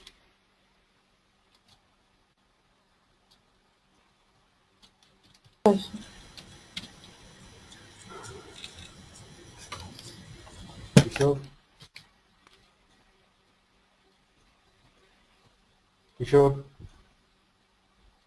Yeah, hello sir. Any? Yeah, just so in this case, your internal orders act as just a common sentence, right? So then why do we require the special? Sorry. So as you said here, the internal orders for we are conducting a campaign. So for all this for all the expenditure which is incurred on the campaign, we book it to the internal orders, right? Correct. So and then we redistribute it to the different departments. Correct. Okay. So in that case, we have this common cost center, right? So why do we require again internal order? We can manage it with the common cost center itself. Okay. Now I want a specific monthly wise report. How I will get it? Monthly wise report. In this thing, I want to a specific event. In the marketing cost center, I have different things. Advertisement, trade fairs, everything is there. I want a specific event. Specific event. Yes. Like what? Like advertisement, yes, campaigning, trade seminars. Okay, so then the same answer I have, sir. So create a common cost center. First book all the costs to the common center, all the costs to the common center. So then where is the individual event activity I'll get? That is common cost center.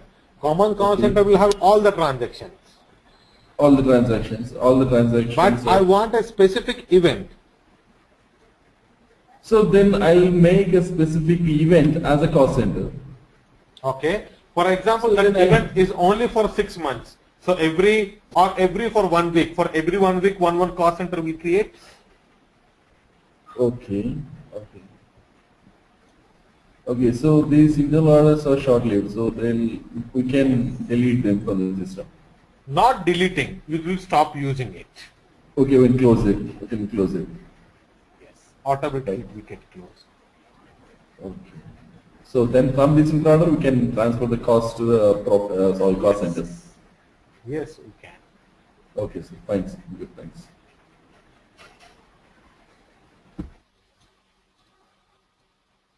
Any other questions?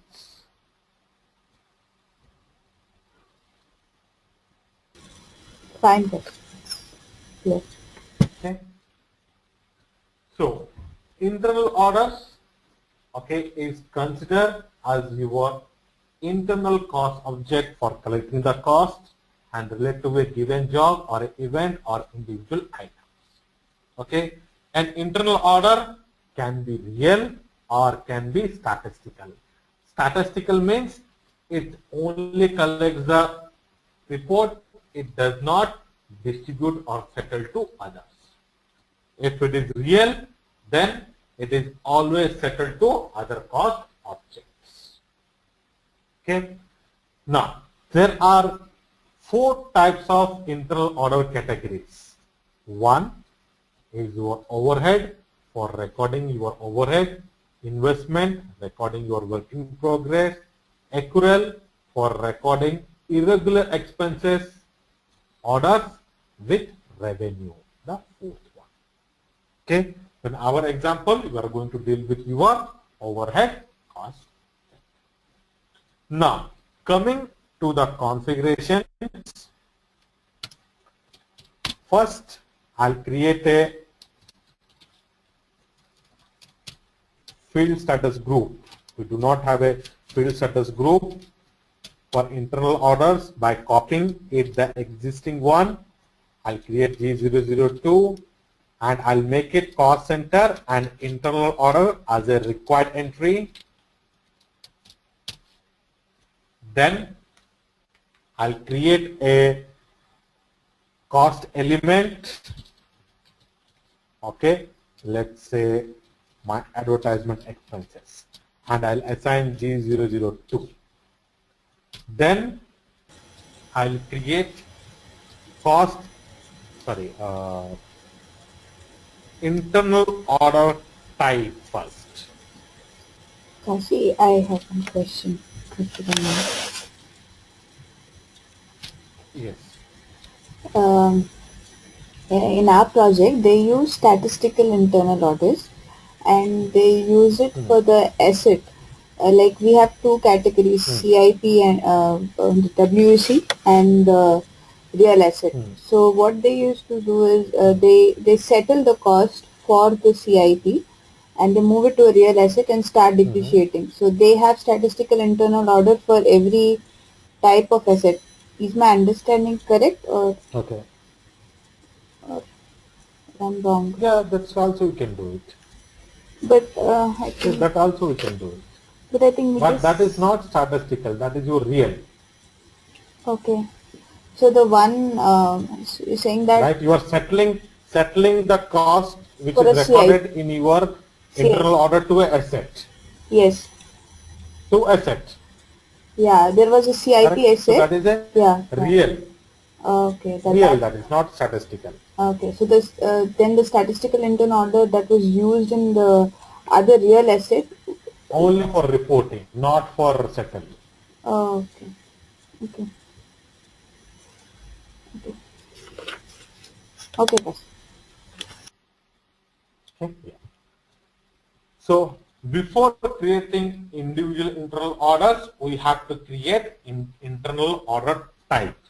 Okay. So all my order without like how we create a group, then under the group we create. Similarly, first we have to create an internal order type, then your individual order.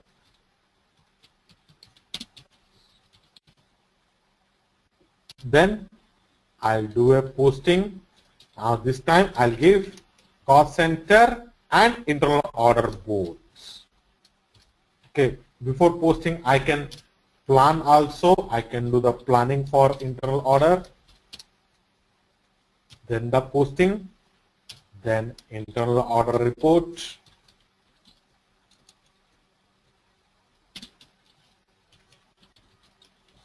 then I can do the, after the internal order report, variance analysis.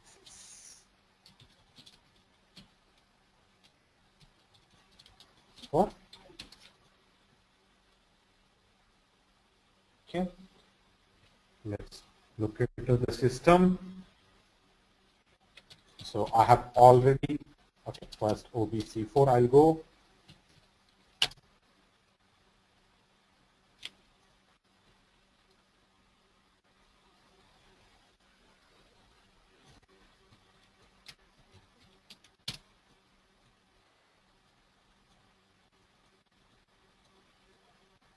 Select G001, copy it, G002.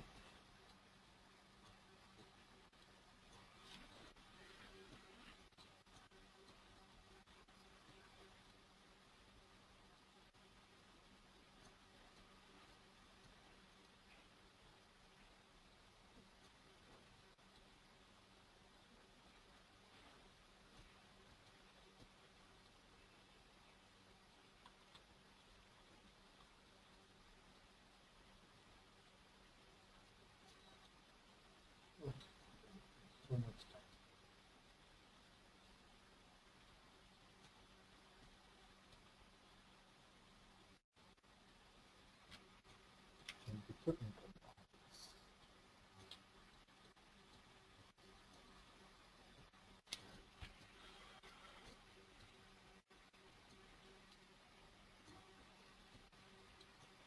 We'll make it both cost center and COPP order, that is internal order as a.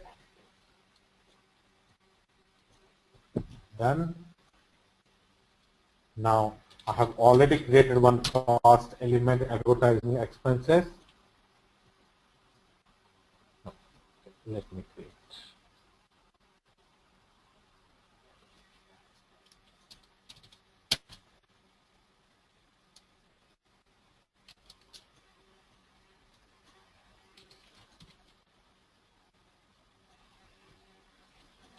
G002, edit cost element, click on yes. Cost element category. It's done. Now internal order type I'll create, KOE2. Go to new entries. This is related to order category controlling, internal order for controlling. Then continue. Type, let's I'll give advertising, so that just an identification. So for your all your advertising internal orders will be created under your ADVV order type. Okay, these identification, remember, can be. I'm going to do the planning, so I'll give the planning profile and the release immediately. Okay, and the object class, this is related to overhead. Then click on assign change and interval. Here we will give the number range for individual internal order. Okay, I can use the standard one. If I want to create, I can create my own group. Here if you see, I want to create my own group, insert US01 hello group. From number to number, the existing number, so which is already used, I cannot use it. So I'm going to take the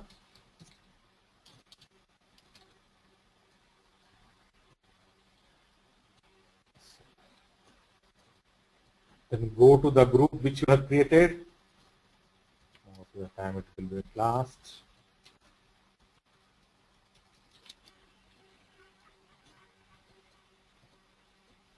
Then find your internal order type. It is in not assigned stage. So it has to be assigned to this group. How to do that? Double click on it. From the black it will convert to blue. Click on element group. Then it is saved. So under the group it is there. Now I will create the individual order. KO01. Type the group, order type, select the category, then description. So this is, let's say, for October advertisement.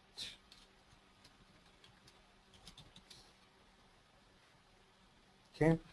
Now I can, if I want to specific to cost center, profit center, or WBS element or a sales order, I can update the information. Then the control data, if it is a real order, then no need to do anything.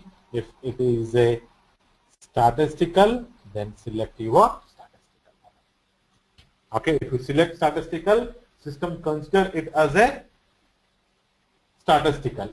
If you do not select here anything, then system will select it as a real order.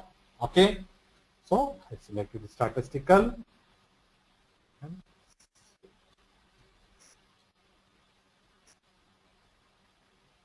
Okay, now order number is created.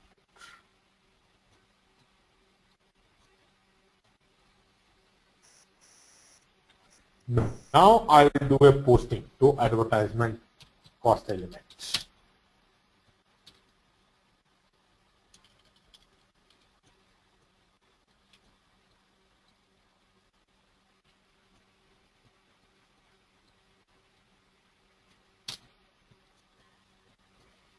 Okay. Now if you see, it is asking cost center and the internal order also both.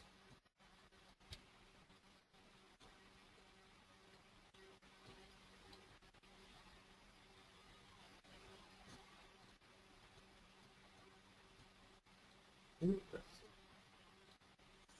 50 bank accounts.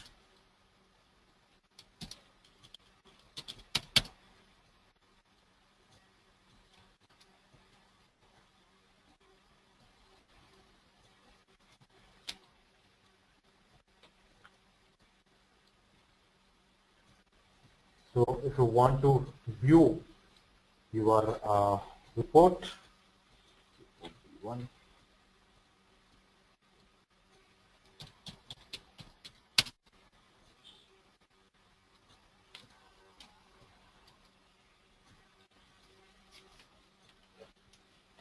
This is your internal order. Now for the internal order, I can do the planning, okay, and I can do the variance analysis also. Similarly, how we have done it for your controlling. So cost center. Report planning is F6, KP06, KP6. Okay, internal order, cost element.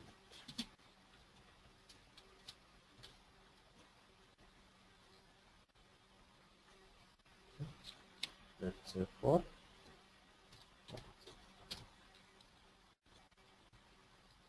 here I can change it for, we want to do it for individual periods.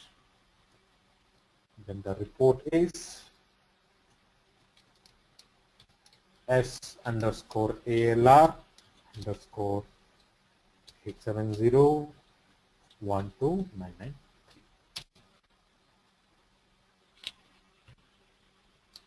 Period 7 and 7.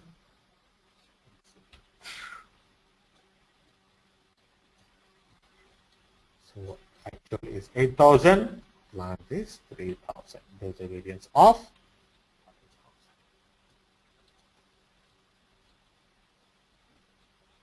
So individual month wise, now whenever I want a report, not only for the marketing call center wise, based upon my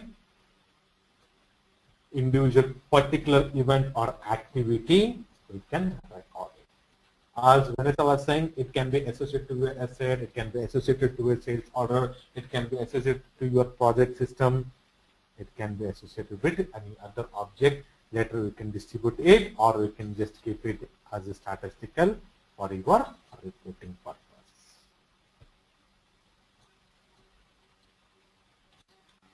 Any questions here? No question. No, sir. We'll have a 10-minute break, then we'll look into the profit center accounting. Then tomorrow what we'll do FIMM integration, month end, year end and reports, then all your doubts, and all the topics are. Okay. Okay. No, we will have the session. Yes, tomorrow we have session and No, it will be today. another long. Today. Sorry? Today, no, Huh? no. Yes, another half an hour we'll have. We'll finish up the Half an hour. product. Yeah. Okay. One thing I had. And tomorrow we'll finish up rest all the topics. Okay. One question, Kashi. I think in the distribution cycle, they were using statistical key figures. Correct. Yeah. How is that, and how do we determine some variable portions? We have to define a statistical key figure, then you can distribute it using statistical. Okay. How is it connected? Like, connection. You have to do other configuration section for that. Okay. Okay. It just helps me to distribute to the different cost centers or something. Yeah. Okay. Cost center. Okay, I think It is that's again, statistical key figure is one of the tools which helps you to distribute okay. your entries, different entries, okay, so for your reporting purpose. Okay, so it is more a number providing information about non-monetary data related to organizational unit, like your employee number of machines, capacity. Okay, this can be your additional information at the time of distribution. Okay. It can be used as a additional information at the time of distribution. Okay.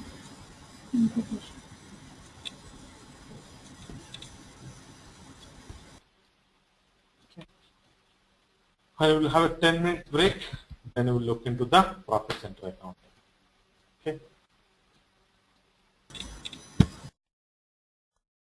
At your plant level or product level or for your group of products.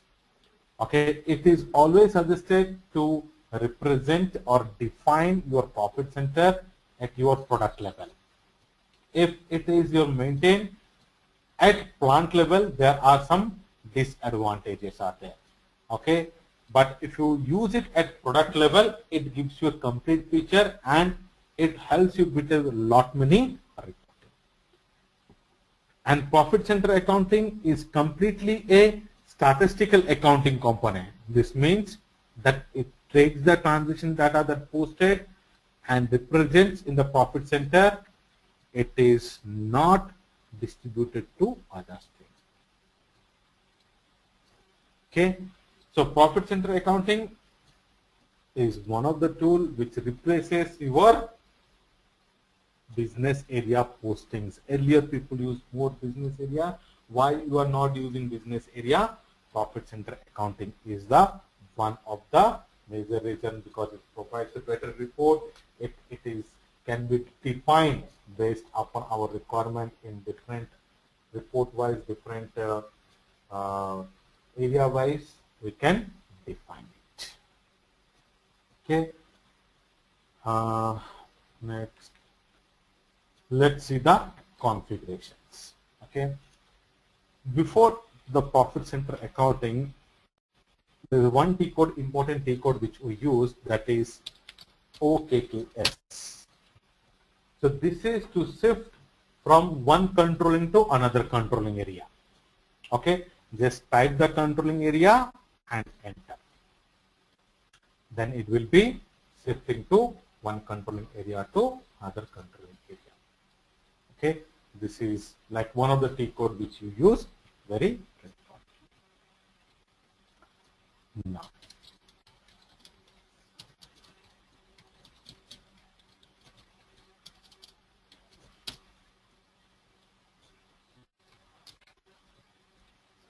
the first configuration is your controlling area settings.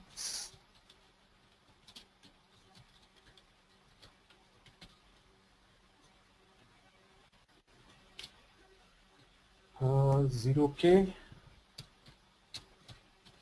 because each step there are some explanation are there. Let's well go to the individual T code and explain. Now, how we have defined the cost center hierarchy? We have to define the profit center hierarchy. This is the highest hierarchy for your profit center. So whenever I record a profit center, if this is the highest hierarchy, the system is going to do all the configurations. Now, second is your eliminate business internal volume. Now, this is another important configuration. Why we require this configuration? This will eliminate any duplicate entry. If there any duplicate entries are there, this will eliminate. Okay, elimination of internal business volume ensure that the transaction data of same time that are assigned to the profit center is not updated. For example, secondary allocation between cost center C0012 to C02, where both cost centers are assigned to a profit center P001. Then it will eliminate this kind of activity. So I'm transferring the data from C00 to C200, but the profit center is the same. So again, when I'm transferring to C200, if I record, it will be a duplicate entry. So to eliminate such kind of data, we have to select eliminate business volume. Profit center local currency type. I'm going to select my controlling area currency, because in the controlling I have selected controlling area currency. If the controlling area, if I selected group currency, then I have to select here group currency.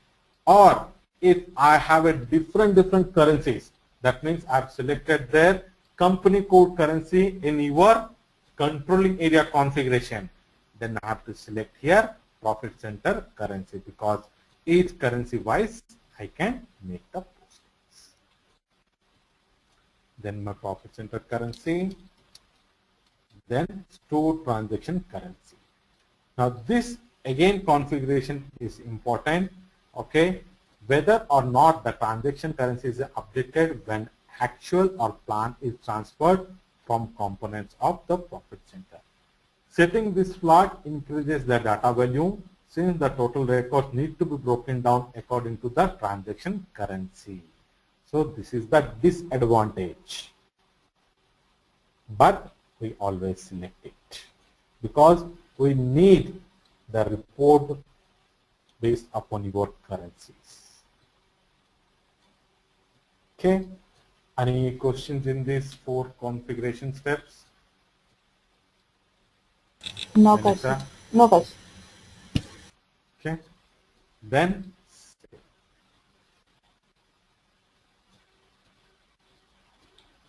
the second configuration is maintain version. Okay, EQ.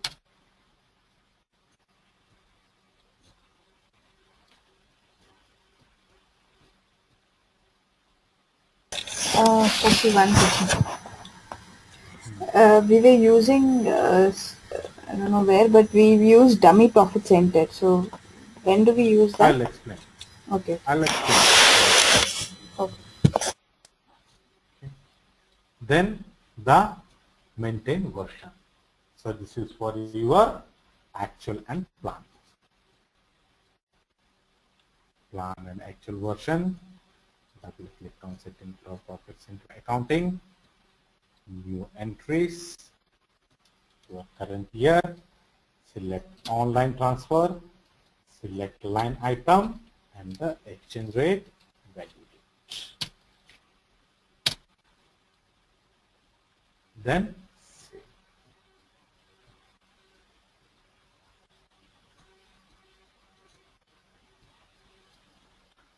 Next is your dummy profit center.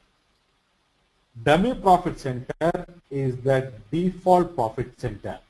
That is the default profit center which is used for your cost center.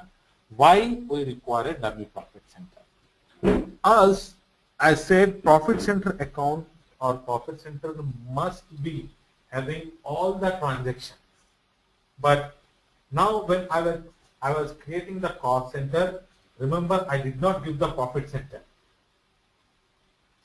But that transaction also has to be go to the profit center, because profit center must have all the information, remember always.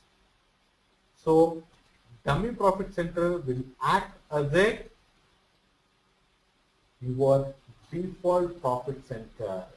Wherever you do not have any profit center, then it will update to that particular, that is your dummy profit center.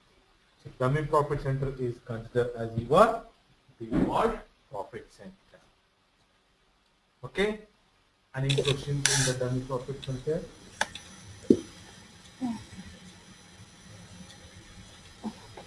We should always know which is our profit center. Right? When will be the cases when we don't know where we have to post it?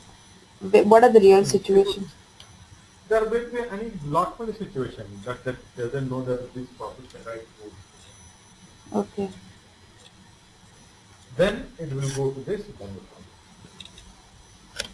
Okay.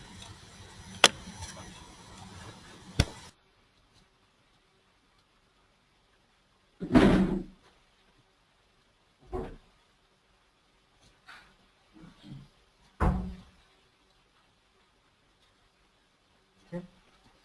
So I'll create a dummy profit center, KA5.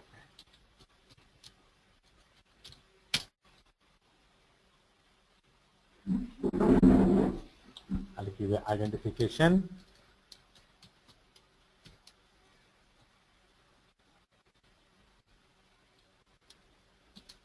WPC or VS0.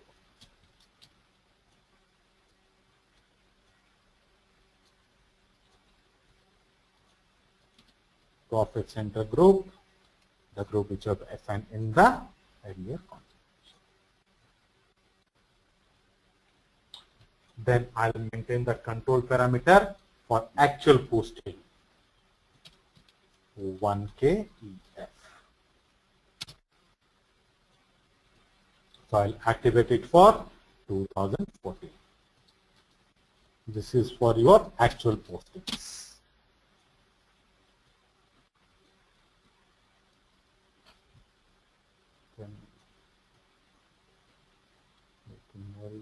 That's it.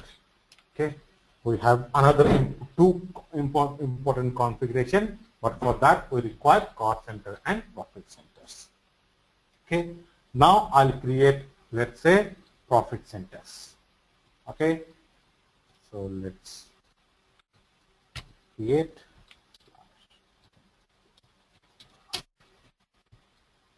Okay. Let's give VS01, VC1.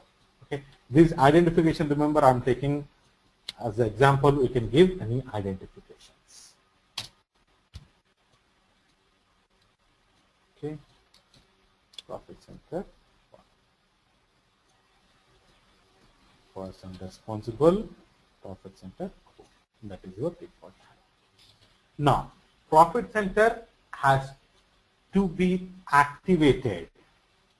If you just select save, system will not allow you to post any entry. So you have to click on activate. Then only it will say created.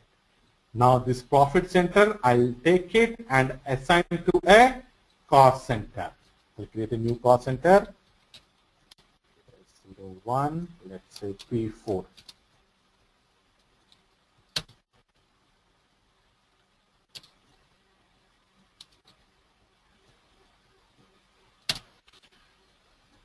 So whenever I do the posting to the cost center also, system will record the transaction in your profit center.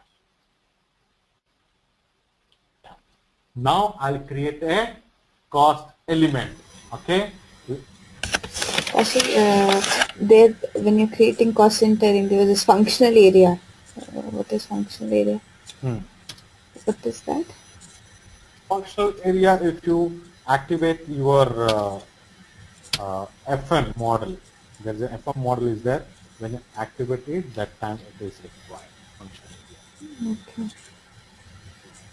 That is also for reporting, is it? Okay.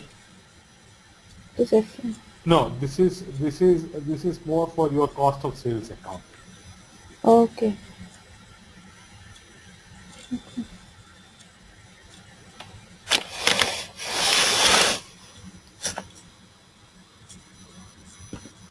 Now I'll create few cost elements. Let's say I'll create one expense and one sales. Okay, because I need to record a revenue also. Okay, let's say I'll create one wages.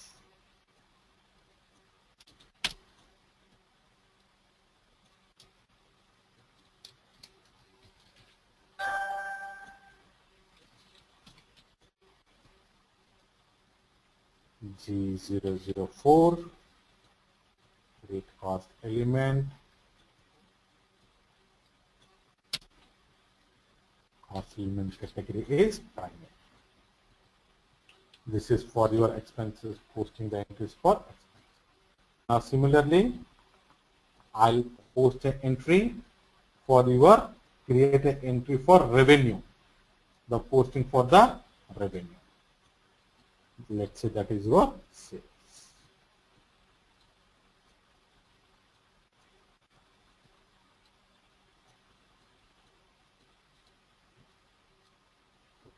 Income,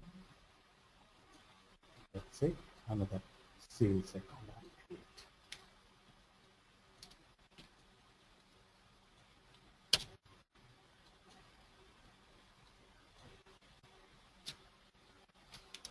Credit sale.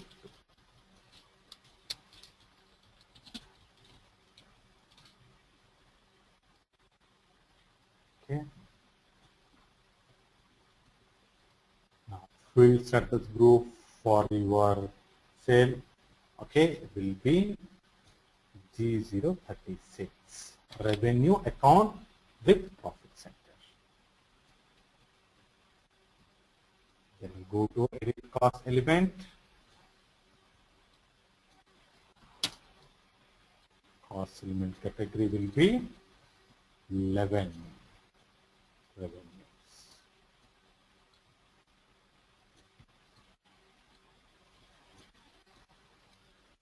Now I will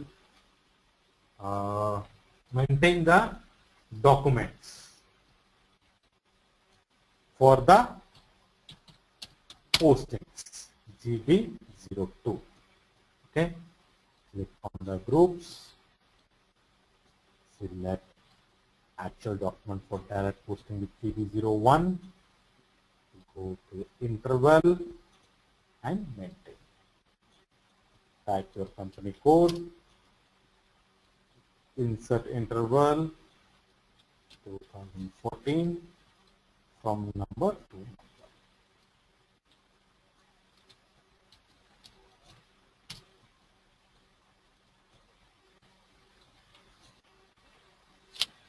Okay, then the very important configuration, account assignment for your cost element. Okay. Okay. Now go to new entries. your company code, cost element. Now, for each cost element, we have to maintain this. Okay, wages. Okay, then your assignment, whether based upon your business area, profit center, or valuation area. Valuation area is nothing but your plant. So I can have business. If I select business area, then I have to assign the business area to the profit center. That means when I record the profit business area, it will post to the profit center. If I give the profit center, then I can give the profit center directly. The cost.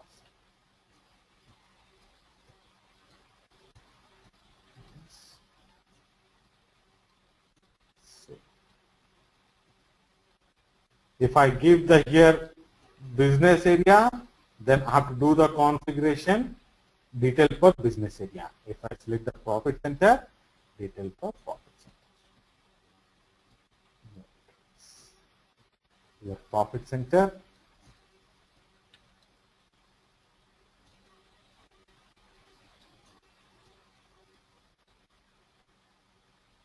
The cost. Okay. Even I can restrict to internal orders also. Okay. Now all the postings are done. Now I'll post one revenue, one expense, and I'll generate the report.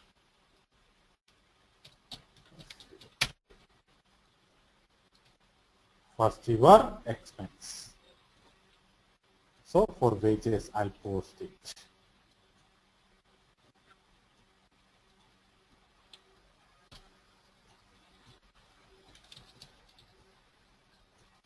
The cost center.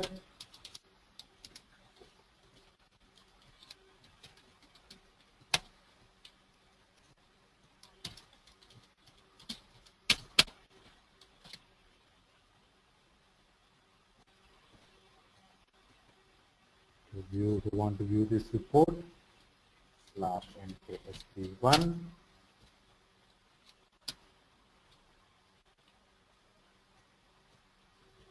Your overall transactions. Now similarly, I have one credit sale. Okay, if you want the profit center report also, key in 5Z.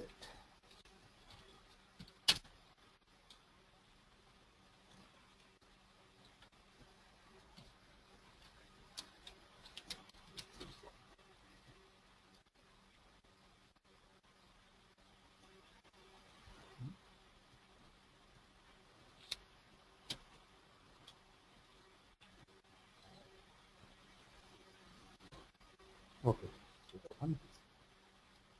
Okay. Now your sales, that is your income.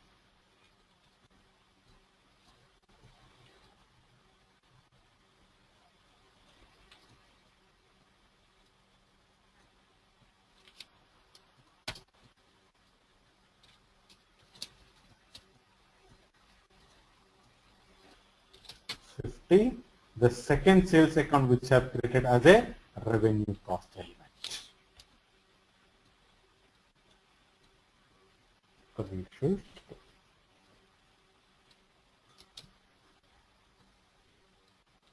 Now I'll give the profit center here.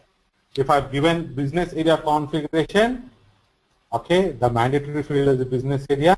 System will ask the business area, but I have done it for profit center. Now view the report. I could give even the cost center over here, right? Because the cost center is assigned to the profit center. If it posts the profit center, then it will record to your profit center. Cost center means it will go to the cost center, but the revenue will never go to your cost center, always to your profit center. Okay. But in cost center also you do you have a link to the profit center when you create a cost center. So if that had been done, and if I would have posted this to the cost center, then that's not correct. Or, No, we'd never do that. oh, Okay, you're going to say we link to a cost center here. yeah, when we create a cost center, we have the option to give the profit center, isn't it?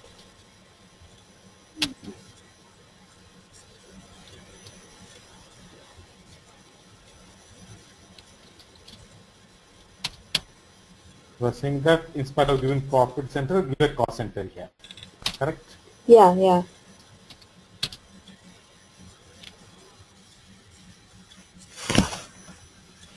So it is showing, first of all, cost center is blocked for your revenue postings. Okay, I'll activate it. Hmm. In the configuration, I'll activate it.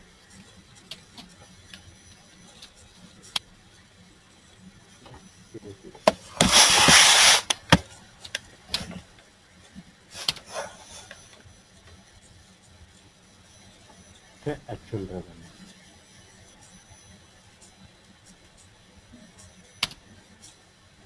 Okay, then your cost center. Automatically comes. Because the assignment we have done it before. Okay, okay, okay.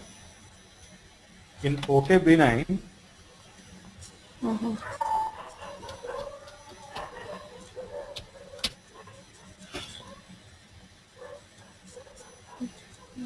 Okay.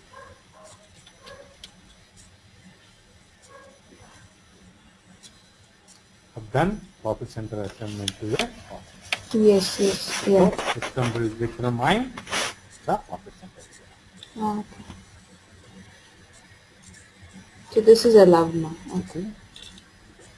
Okay. But the revenue posting, okay, will not be updated if I give profit center. If I give cost center, see it is updated. But earlier Yeah. transaction, it is not updated. So cost center does not contain your revenue. It always contains your Posting the entire overhead. amount. So Yeah. that is incorrect. Yeah. So But- we never do this posting allowed. I did it because to show you, but we never do this. Oh. Because cost center should have only your, this entry should not come. Okay. Then why am I linking have- my cost center to the profit center, that account assignment that I did, OKB9? Why did I link cost center to the profit center? Because when I post the profit center, it will update to your cost center, Oh. not the vice versa. Okay, okay. Either you link to a profit center or your business area. As I said, business area is not in use, so use more profit center. Okay.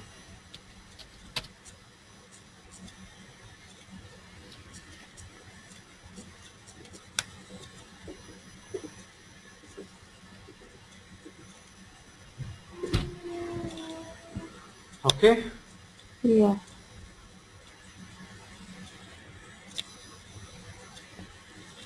So we'll keep it up to here, and tomorrow we'll do FIMM integration, reports, month-end, year-end activity. Okay? Then probably tomorrow we'll have, is it fine, Indian time 2 o'clock? Okay? Is it fine with you, Vanessa? 9:30 mine. Yeah, that should be okay. Okay, if I need change this time, just I'll let you know. Yeah. Kishore has to confirm, but he said he's fine, but he will confirm it. If he's not there, then we will have it 6 o'clock. So, but we'll try to have this, that is our time of 2 o'clock. Okay? Okay. And first we will look FIMM integration, then the reports, then month-end and year-end. Okay. With that, I think all that course contains whatever we have that is will be over. Then you